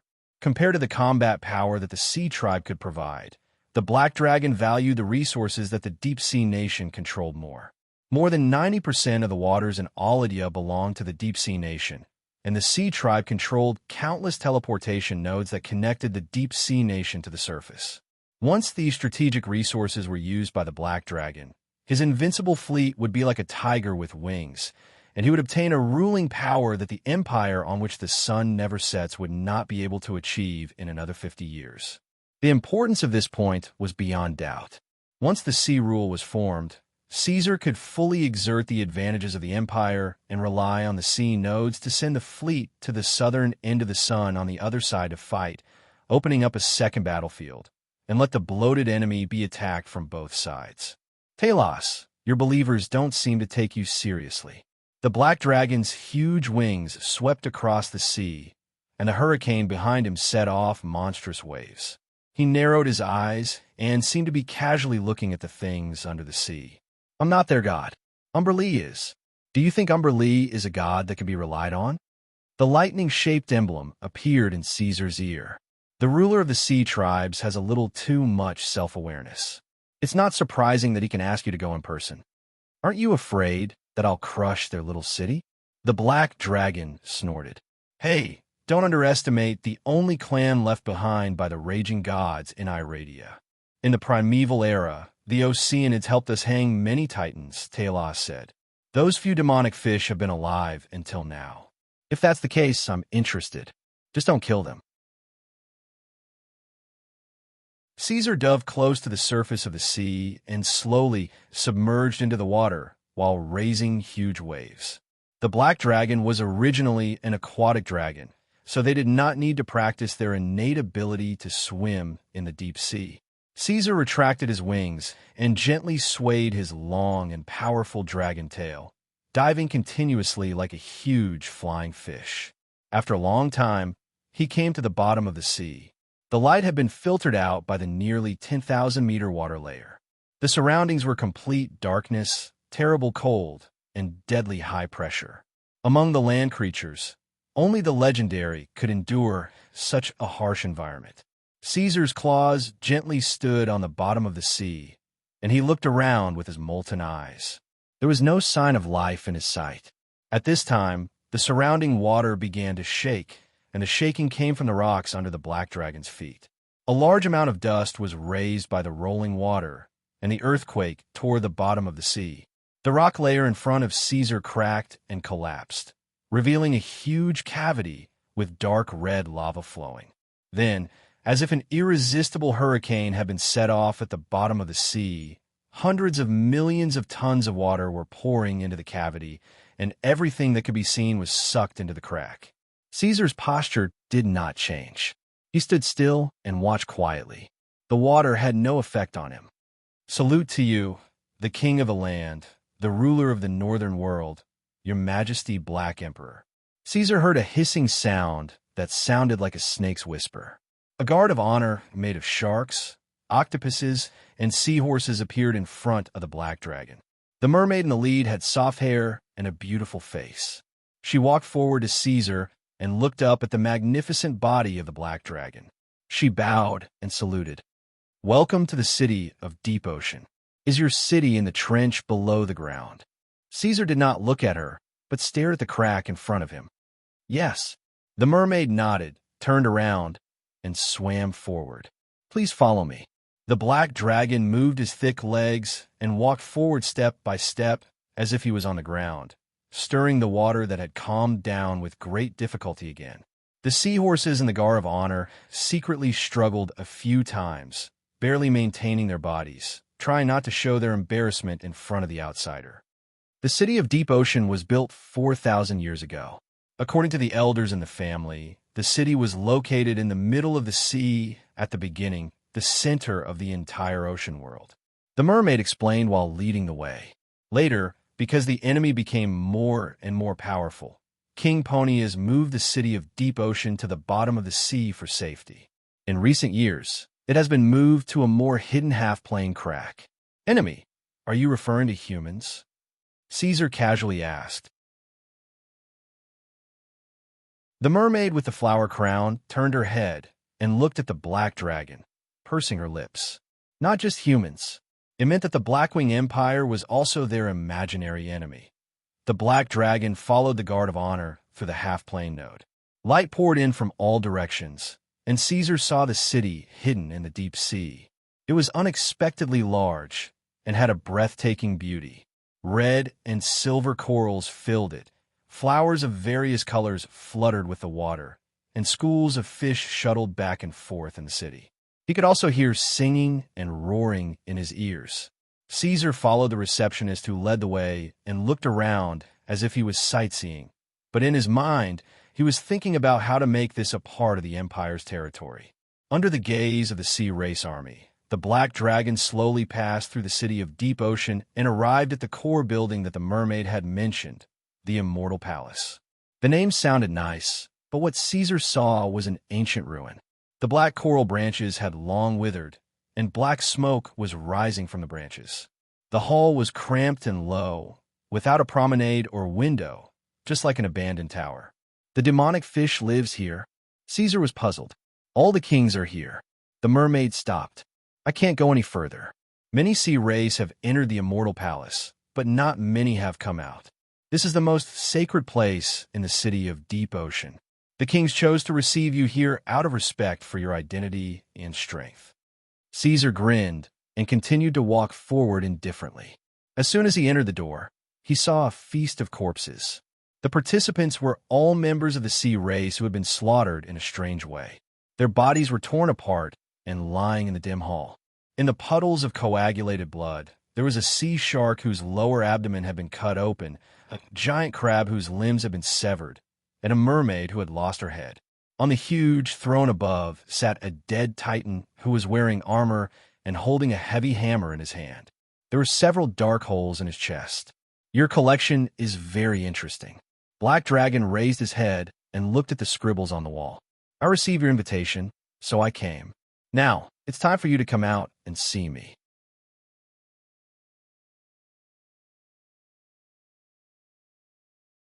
Chapter 601. In the evil courtyard of the deep sea, torches were lit one after another. The two opposite elements coexisted at the same time, creating a strange scene. The silent darkness was illuminated layer by layer. Caesar tilted his head and saw something slowly swimming out from the cold corridor. It was a ferocious-looking fish. Its huge head took up 1/3 of its body. It had a pink abdomen and 4 long and powerful tentacles. Its wide and flat lips were full of fangs and sparse black whiskers. Its eyes were huge, but the pupil was as small as a black dot. The rest of its body was frighteningly white. It slowly came to Black Dragon and spoke in pure dragon language.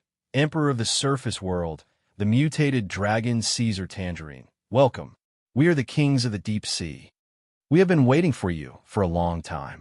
Another demonic fish also swam out from the shadows. When you were born in this world, we knew you would come. We have been waiting until now. Another one appeared from behind the door. They whispered to each other, stirring the water and swimming around the Black Dragon. We will share our knowledge with you, tell you about the ancient past, and tell you the secrets of the gods. We are immortal creatures. Here, all your questions will be answered. I am pressed for time. Caesar stood where he was and pointed his chin at them. He looked down at them and said, If you do not want to taste the dragon flame, stop talking nonsense and put away your illusions. They are useless against me. The demonic fish paused for a moment. After a short silence, the oldest one spoke again. Umber Lee wants us to ally with you, calling a god by her name. It seems that these fellas are not respectful to the Queen of the Deep. Black Dragon thought and nodded expressionlessly.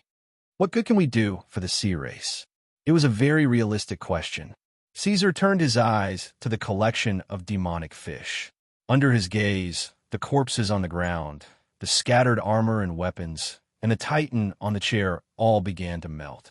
The immortal temple was covered with a layer of arc light. The water was mixed with gold, like flowing gold. They gathered in the direction Caesar was looking at and formed a new, molten gold throne out of thin air. The Black Dragon slowly climbed up the steps and sat on the throne.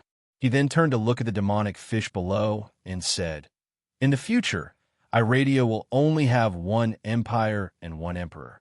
When the world order is restored, the sea race will be a member of the Blackwing. You will still be the kings of the deep sea, the lords of the court, and the sea will still be your territory. The demonic fish looked at each other and communicated with the spiritual chain through their eyes. This time, it was Caesar's turn to be stunned. He came this time to prepare to negotiate an alliance with the sea race.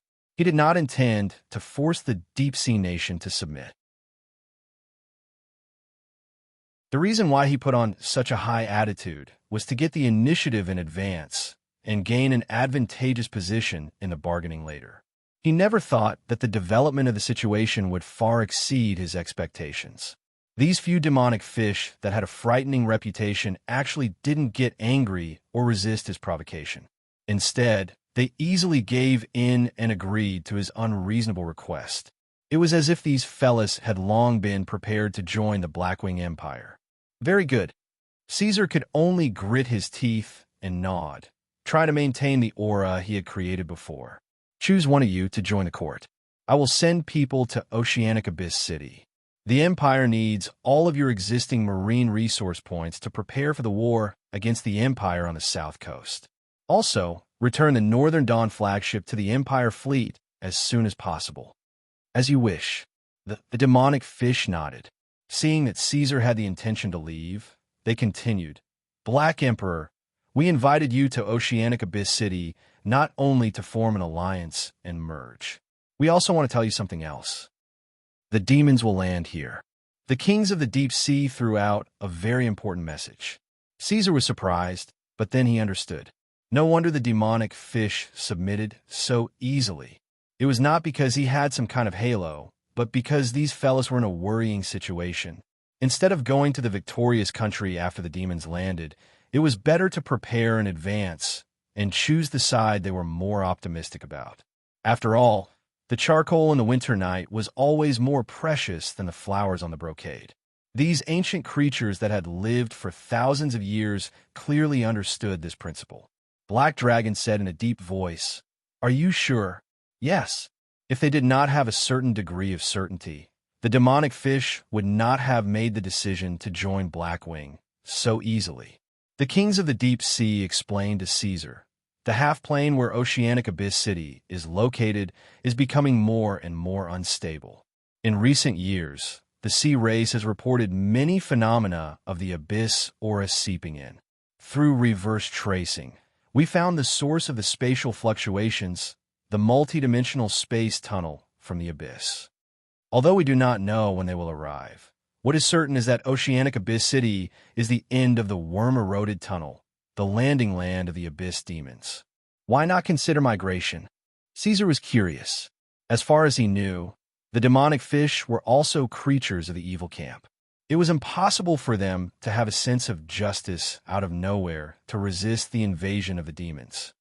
Because after the tunnel is connected, not only demons will come from the abyss, but also other indescribable things. In front of such an existence, Iradia, and even the entire astral world, no race can stay out of it. The demonic fish said very frankly, "If you still don't know, we will tell you. The invasion of the demons in the material world this time is different from the previous demon invasions. This is a semi-public event." Caesar shook his claws, indicating that they did not need to continue. Compared to the invasion of the demons, the Empire has more problems to solve at present. Tell me, how much can the sea race do in this war? While the Black Emperor set off to negotiate with the Deep Sea Kingdom, Odin Tangerine was counting the troops and preparing to go to the central region overnight to provide support. Odin, my daughter, one day you will succeed me on the throne, but before that, you should know that we are dragons. We can't just rely on power and law to rule the country. Power is the most important thing for dragons to maintain their rule. It has been so since ancient times. You and I are well aware of your power, but this country is not yet aware of it. This is a good opportunity. Go to the central region to save your people. Go there and show your power. Let the glory of the Twilight Lord shine on the central region. Let everyone praise your name. Everything you do will bring you one step closer to becoming a god. This was what her father had said to her before he left. As the princess of the Blackwing Empire recalled her father's words, she encouraged herself in her heart. You have to work hard, little Odin. You have to protect the people of this country and prove your abilities to your father. She tied up her hair, put on a helmet made of gold, and walked to the mirror in her high-heeled boots. Fortunately, although she still looked young after dressing up, she no longer looked like a child. Odin nodded with satisfaction, picked up the long sword on the side, and was ready to leave. At this time, a small figure appeared in front of the door, blocking her way, holding a doll in his hand. Bellona and Odin go together. Don't make trouble. Odin had a headache looking at this little girl. Last time, she gave her elegy card to this little girl, which made her stop for a while. Now, she kept sticking to her and lost all the cards in that set. Angry, that was the strongest set of cards she had collected with great difficulty. The princess was full of resentment, but now was not the time to worry about these things. She squeezed Bellona and continued to walk forward. This is war. War, do you understand? I'm going to war. Odin, do you know how to fight? Bellona ran up quickly and blocked her again. He looked up and said, What are you going to do after you go to the central region? Tell me your plan. Odin was stunned. It was her first time on the battlefield. Before this, Teacher Corgi had never taught her anything about war. She knew nothing about it. She pursed her lips. There's no plan. Father asked me to go to the central region to provide support. That will be enough. Lord McNeil of the court will be in charge of commanding. You are the first heir of the Empire, the future emperor of the Blackwing Empire. How can you be commanded by others? Bellona pouted. You are damaging Tangerine's reputation. Then what do you think we should do? Take Bellona. Bellona knows what to do. Really? Odin stopped and looked up and down at Bellona in front of her. She did not believe that this guy, who was rolling on the ground for a set of cards, would have any understanding and views on war. She felt that this guy was probably lying to her and wanted to take the opportunity to sneak out to play, just like when she was a child. Looking at the strange expression on Odin's face, Bellona had already guessed what she was thinking. He simply told her everything. It was Father who asked me to go with you. What does Prince Garen mean? Odin was even more confused. Well, if you don't believe me, you can ask Father or the Great Emperor. Father should have told the Great Emperor. Is that so? Odin was a little convinced. Bellona's confident look did not seem to be lying to her. She had no reason to mess around at this time, so she agreed. Okay, but you have to be obedient when you go to the central region. Follow me and don't run around. Bellona nodded and said, Let's go. The most taboo of a lightning operation is to delay.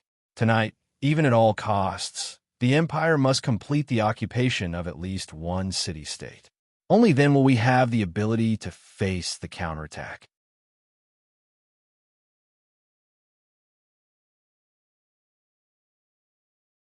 Chapter 602.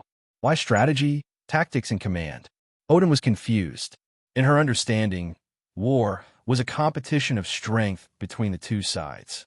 The powerful side would continue to advance, eliminate the enemy, and finally occupy all the opponent's land to win.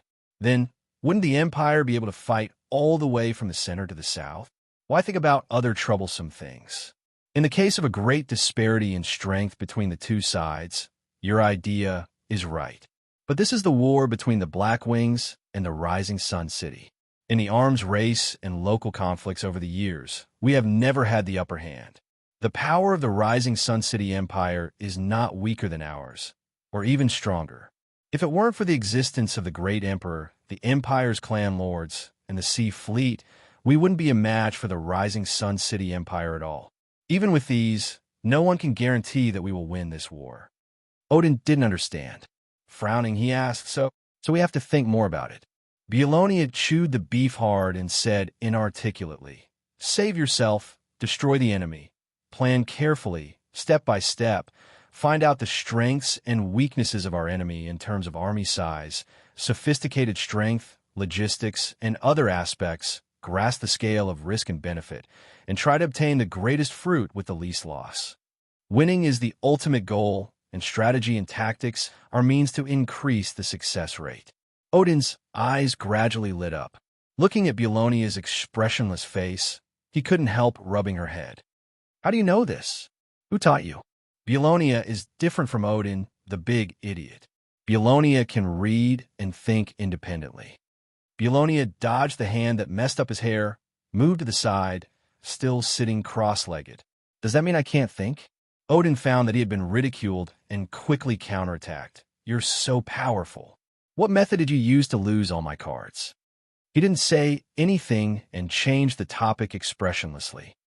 Actually, Dad doesn't agree with you coming to the central region so early because this will expose you to the enemy in advance and bring danger to yourself. After all, the opponent is the empire that has a deep foundation. It's not surprising that they have terrifying weapons. However, on this point, my opinion is completely different from Father's. She continued, now we are facing the first battle after the war. It's the prelude to the war. Its victory or defeat can greatly affect the overall situation. It's a battle for the initiative of the war. In addition to what the great emperor said to you that day, this is also one of the important reasons why you were sent to the central region. Beulonia raised his head. I only understand now. The power and wisdom of the great emperor is something no dragon can reach. Of course. After all, he's my father. Odin pouted a little proudly.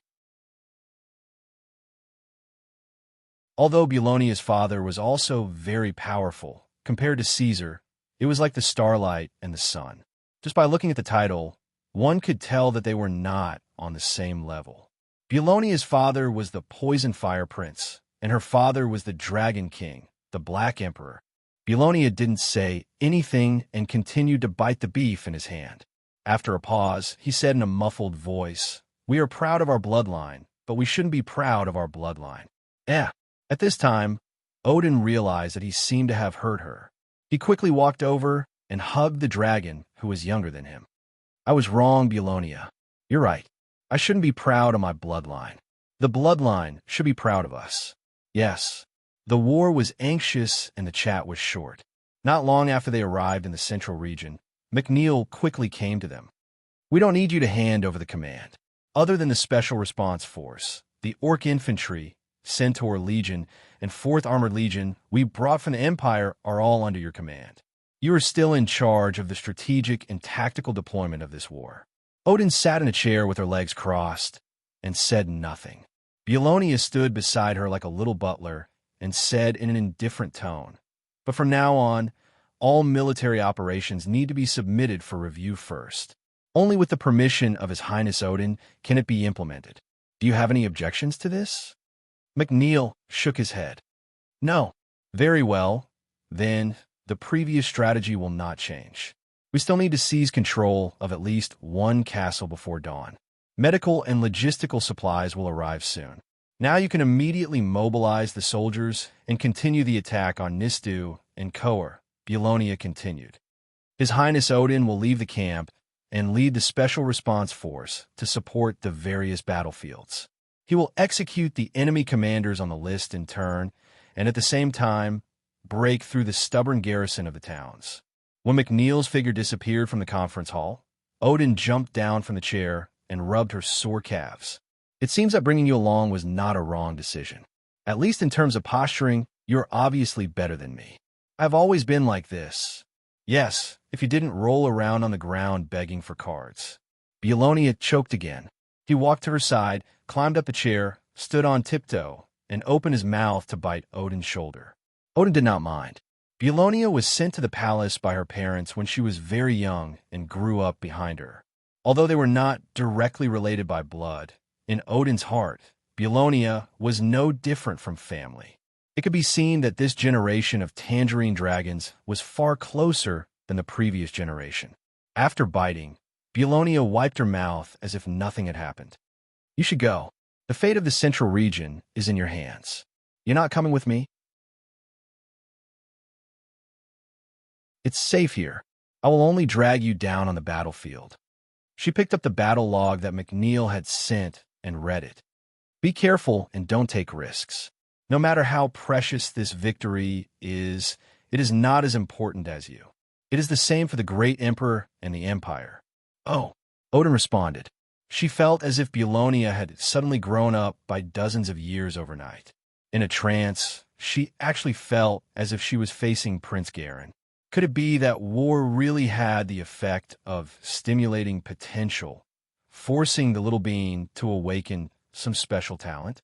How envious, Odin thought, still maintaining the appearance of a human. Under the support of the dark purple energy, she floated off the ground and disappeared, like a stream of light across the night sky.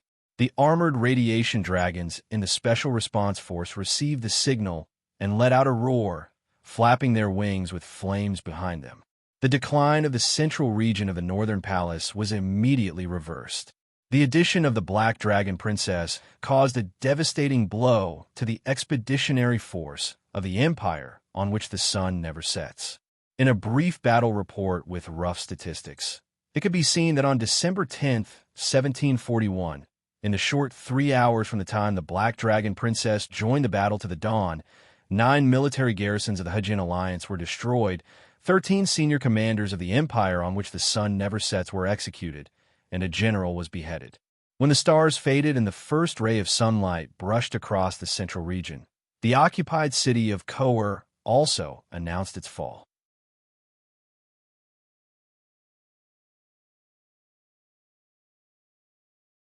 Chapter 603. The air was filled with the stench of rotting blood. The once open and bright city was only left with broken walls, and the ground was full of horrifying broken limbs and minced meat. The soldiers in armor did not say a word.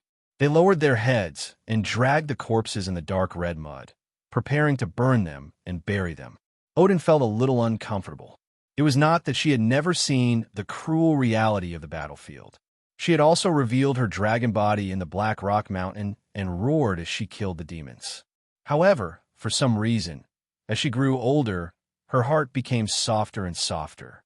She had an inexplicable sympathy for the lives that had passed away and did not want to see such a bloody scene happen again. It's normal. After all, you still have the queen's blood in you. Belonia stood beside her. She was younger than Odin, and in human form, she was a 5 or 6-year-old child.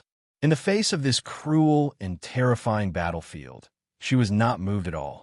Her eyes were full of calm and cold-blooded meaning. It's different from us purebred evil dragons.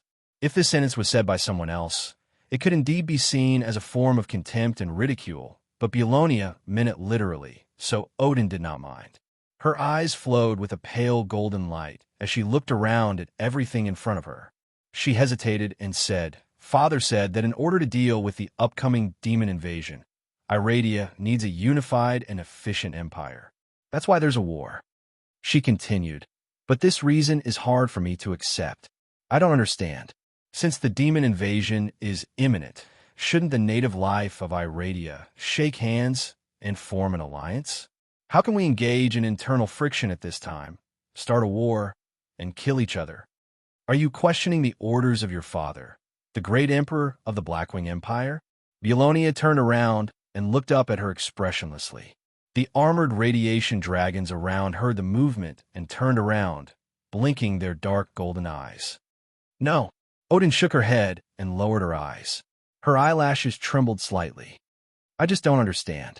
Is there any meaning to the withering of so many lives? Why are we fighting? To survive." Belonia immediately replied, "After so many years of development and reform, the Empire has long expanded to an unimaginable level.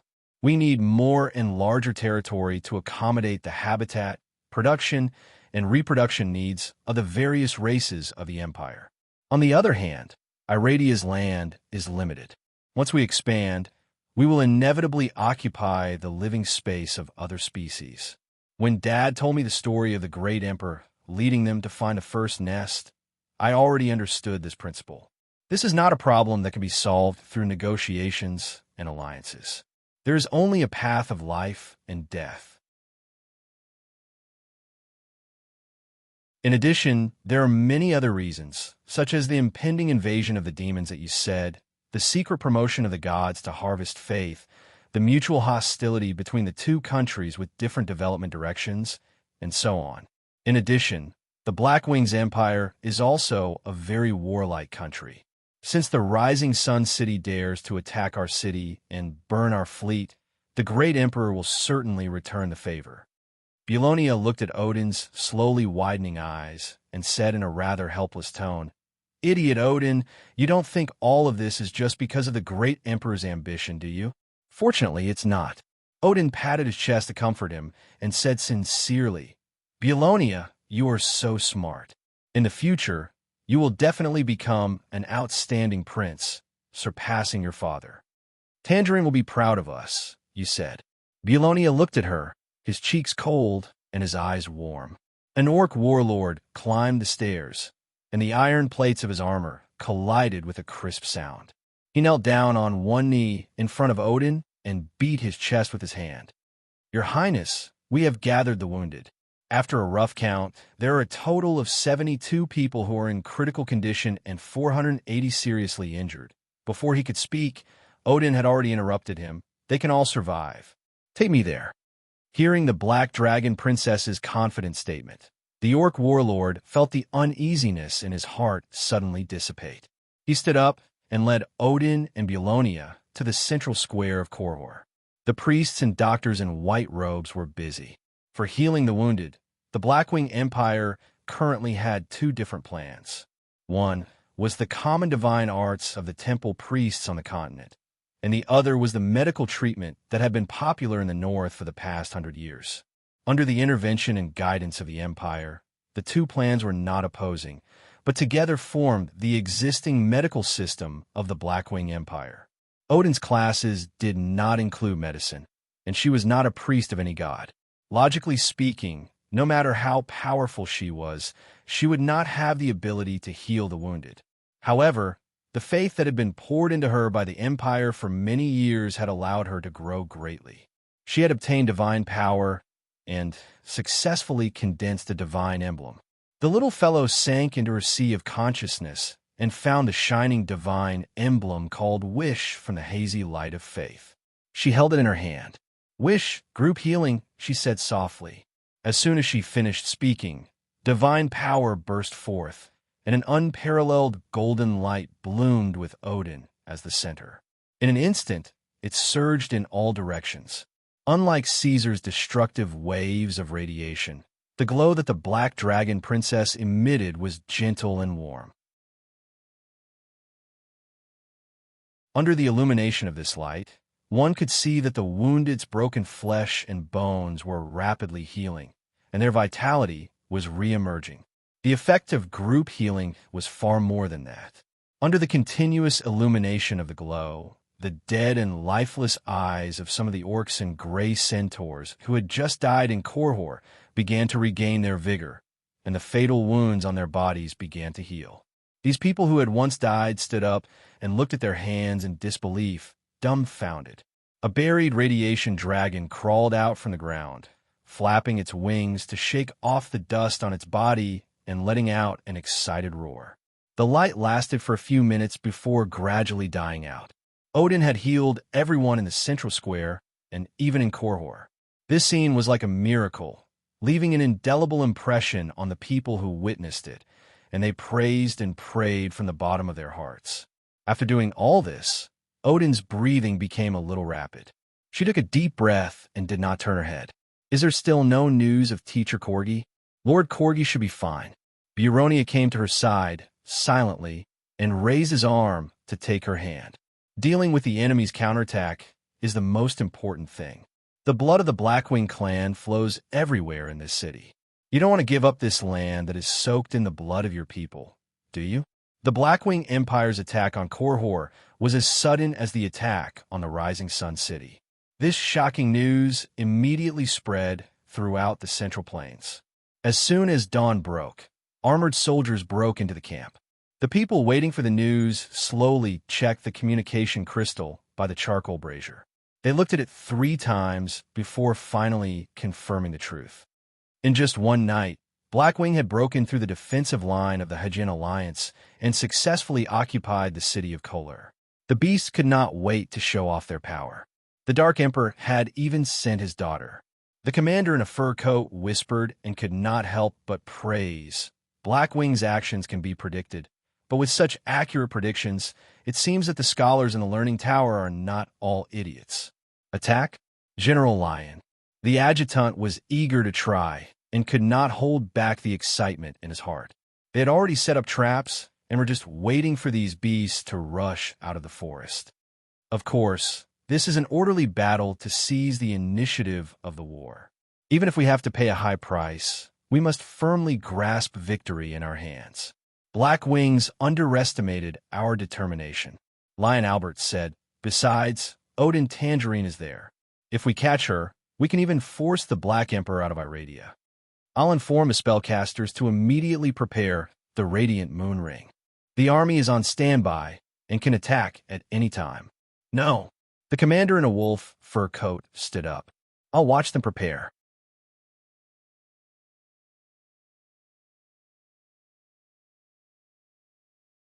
Chapter 604. Haze shrouded Koer, and dark clouds rolled in from afar, rumbling loudly. The sentries on the tower rang the alarm bell, waking up the blood-stained city. The enemy was here. Orcs in heavy armor squeezed onto the city wall. The radiation dragons flapped their wings and rose into the sky, and the gray centaurs with long weapons also gathered on the spacious streets.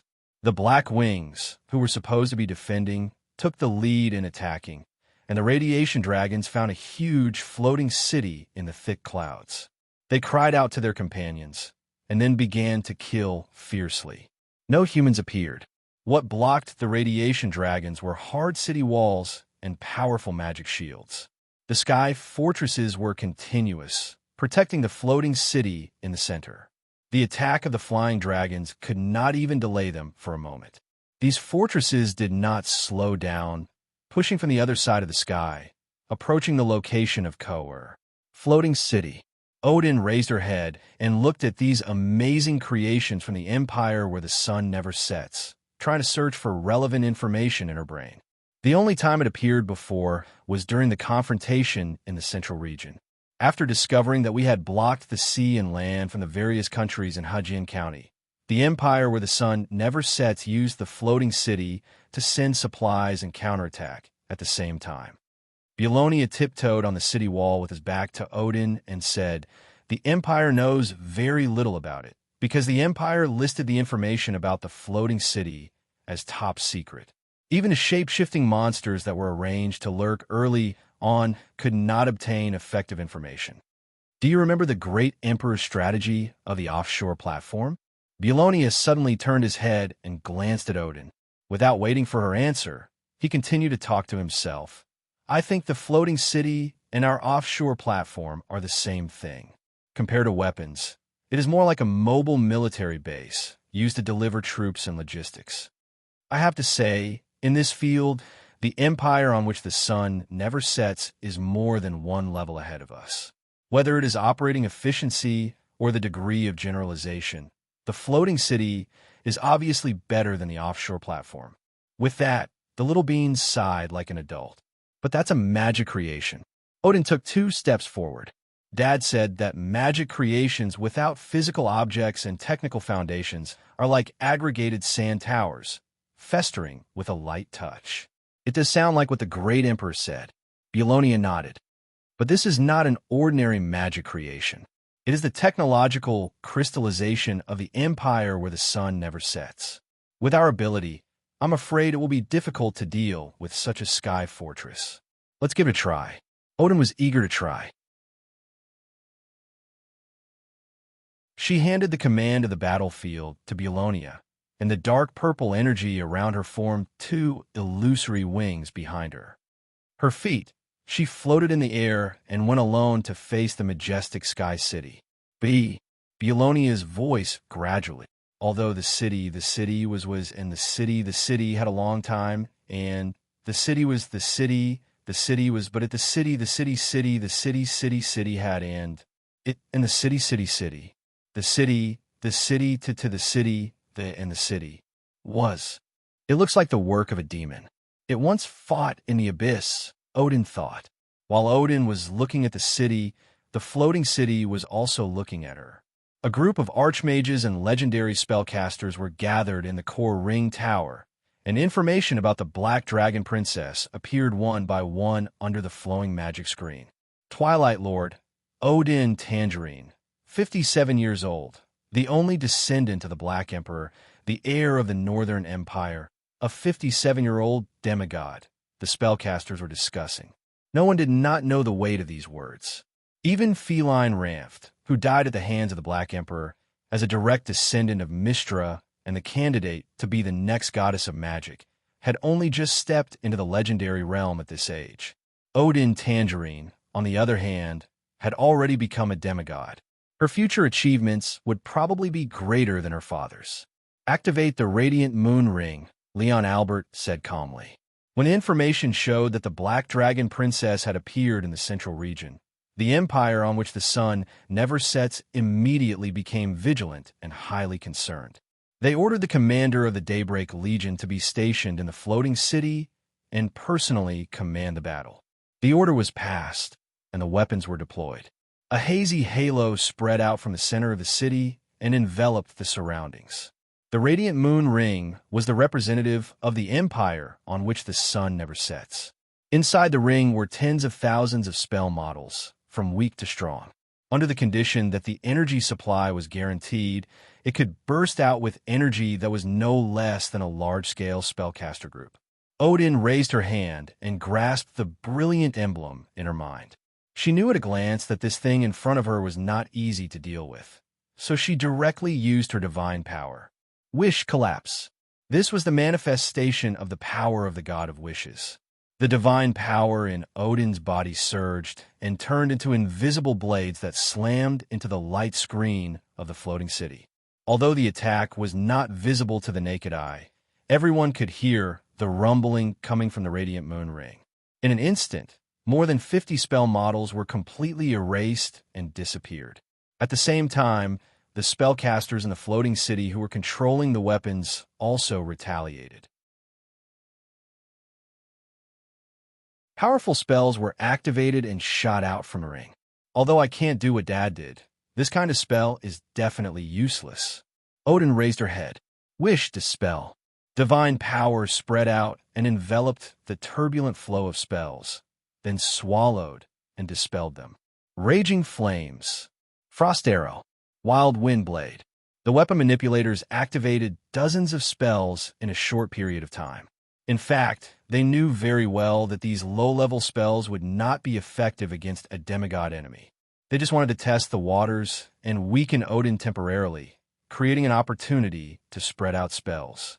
But now it seemed that their strategy had little effect, and these attacks were easily dispelled. Odin even had the strength to use the same method again, crushing a large number of spell models in the ring. Wish Collapse. She can use her own power like a true god.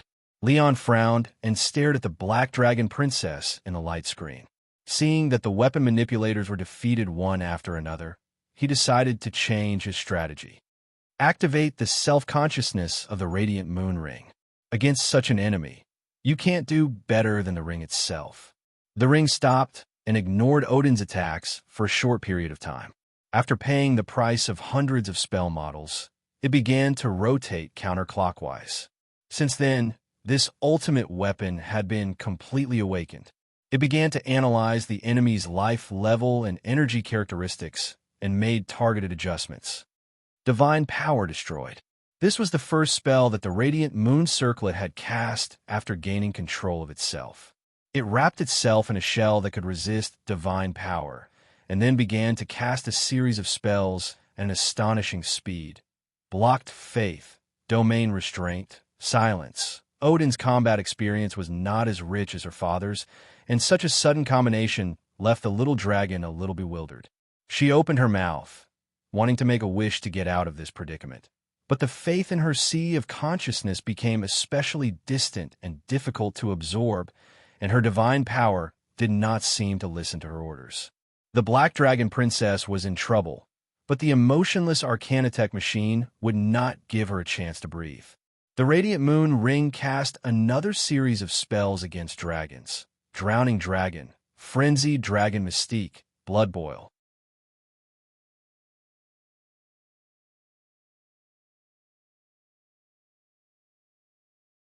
Chapter 605. General Lion's decision was undoubtedly correct. In the huge space inside the floating city, hundreds of thousands of magic veins of various colors were intertwined together, and the walls were full of huge spell models. When the radiant moon ring was ordered to activate its self-consciousness, the ancient energy crystals lit up one by one, flashing in the darkness. The copper conversion device was in full operation, making a soft clicking sound. "We are not dealing with you alone." General Lion stared at Odin in the projection and said softly. The radiant moon ring had been built as early as the Second Era, when the humans and beasts were fighting for supremacy.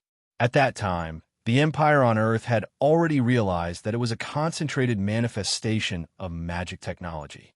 In the following hundreds and thousands of years, the spellcasters of the Empire on Earth had been strengthening it with the latest magic until it became a super weapon that could sweep across the abyss battlefield. Even the great sun god Petrov was once alarmed by this little thing. At the request of the successive kings of the Empire on Earth, he personally branded it with his divine seal. Phew! Odin gasped and frowned as she looked at the towering floating city in front of her. Although no one was looking at her, she seemed to be able to feel that in the dark and silent depths of the floating city, there was a pair of huge, emotionless eyes that quietly stared at her. That unparalleled sense of oppression almost reminded her of her father. "Father!" Odin hesitated. At that moment, she subconsciously wanted to call for Caesar's help, just like a little girl who was wronged outside and crying to find her parents. But soon her expression became majestic again, like a god carved out of the hardest white marble. "I'll deal with this kind of trouble myself. Father has more important things to do," she said to herself. Powerful spells came one after another, and Odin did not even have time to identify what they were. She quickly dodged by instinct. Explosions, smoke, hurricanes, and impacts. Compared to the radiant moon ring, the means of ordinary legendary spellcasters were like magic tricks. The threat it brought was fatal. Even the body of a demigod would find it difficult to resist it. More magic surged up, but Odin gritted his teeth and pressed forward instead of retreating. He quickly pressed forward, trying to get close to the floating city and destroy its outer walls. "Release the creator puppet." This was the order given by Radiant Moon Circle after some analysis. The air fortresses around Floating City opened their gates one after another, and steel golems over 10 meters tall walked out from within. Their eyes flowed with azure light as they all looked in Odin's direction and took to the air. The Sun Never Set Empire should really thank Maren Blazestar. The dwarf prince from the Red Castle in the swamp offered the rune technology of the god of Moradin to the humans and created these latest and strongest constructs for the Sun Never Set Empire. Roar! Dozens of radiation dragons roared and tried to help the Black-Winged Princess, but what greeted them was sharp magic and the heavy punches of the Creator. Under the magical domain of the Radiant Moon Ring, the powerful and fierce radiation dragons became gentle kittens and were torn apart and killed. Odin bit her lip and stabilized her body that was dizzy from the series of dragon spells. She threw down her sword and slowly pulled out a strange-looking spear from the faith space. This was a gift from her little mother. When she heard that Caesar was going to send Odin to the frontline battlefield, Garcia showed an angry expression that Odin had never seen before. She scolded Caesar for being a complete bastard who would personally send his own daughter to the battlefield for the unreasonable ambition and desire for war of the evil dragons. In the end, it was Luna's consolation that Garcia's emotions slowly calmed down. "Child, you have to be careful." Before leaving, Garcia stroked Odin's hair by the Moon Lake and said, "Don't underestimate the power of humans, and don't overestimate the morality of humans. Their insidiousness and cunning are better than the evil dragons and demons." After that, Garcia took the spear from the center of the elven dukedom, under the world tree, and solemnly handed it to Odin. Its name is Urtono, which means eternal sun in the elven language. It is an unstoppable and indestructible spear. If it was in your father's hands, it would be no different from a disaster, so I am not willing to give it to him. But you are different, child. You have the blood of the elves flowing in your body. I believe that you can use the power in your hands correctly, distinguish right from wrong, and have compassion. Yes, distinguish right from wrong, and have compassion. Luna nodded. I will, mother. Odin quickly moved forward, swinging the spear in front of her. Wherever the eternal sun passed, a huge arc of light was formed, and the creator puppets nearby were all cut apart, their parts falling to the ground. The effect on dragon incantation was getting stronger, and Odin knew very well that with her divine power isolated, she had to end all of this as soon as possible. Otherwise, everything related to the evil dragons in her blood would be awakened, and it would be hard to say if she could still maintain her current lucidity. She swung her spear and flipped over a puppet that had almost charged at her face. Then, she twisted her waist and kicked sideways, causing the attacker's chest to cave in. After that, she swung her spear again and destroyed the torrential magic that poured down like a storm. Fortunately, the opponents in front of her were all automatons. Odin did not have to hold any pity as she advanced efficiently and quickly. That spear, is it a divine weapon? Divine weapon? If it is, the radiant moon ring should have already restricted it, right? I'm afraid it's some new weapon developed by Blackwing that doesn't exist in our records. There are only a few weapons like this in the Dragon Kingdom. Didn't you notice that she only used it now? In Floating City, General Lion's assistants were discussing in low voices. As Odin got closer to Floating City, the resistance she encountered became stronger. Although she had the unstoppable eternal sun in her hand, Odin's situation was not optimistic. Dragon incantation made her senses dull and her blood boil. There were several times when Odin did not react in time and allowed the creator to get close to her, leaving deep and shallow scars on her armor, and several times she was directly hit by the magic waves. Under the white skin wrapped in armor, scales were faintly discernible. Odin gripped his spear and bent his arm before thrusting it forward. The sound of rolling thunder suddenly rang out in the clear sky. The eternal sun directly pierced through all the puppets in front of him, blasting open a path. This is a divine weapon. Odin gasped in a low voice. The dizziness caused by the wild dragon mystic lock surged into her brain. She gradually understood how to use the spear in her hand and how to use its power. The eternal sun slowly rolled in her hand.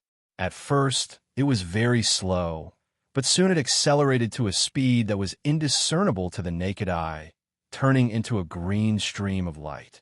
Under the clear sky, there was a series of muffled thunder again, and arcs of electricity flashed around Odin. Odin used the same trick again, and once again thrust the eternal light forward, and this time, the target was Floating City not far away. Ice Waterfall, Force Field Shield, Absolute Defense, Space Freeze. The radiant moon ring suddenly entered a high alert state. In an instant, more than 10 spell models were outlined and released. Most of these spells were recorded in the difficult-to-see forbidden spell scrolls. Ordinary spellcasters had never even heard of them, let alone seen them. However, even such forbidden spells could not block the eternal light. Garcia's words were being confirmed. The unstoppable, indestructible spear was piercing through everything. Ice Waterfall, piercing. Force Field Shield, piercing. Absolute Defense, piercing. Space Freeze did indeed affect the speed of the eternal light, but it still continued, piercing through the next forbidden spell. Odin was wrong. The eternal sun was not a divine weapon. It was the hardest branch of the World Tree.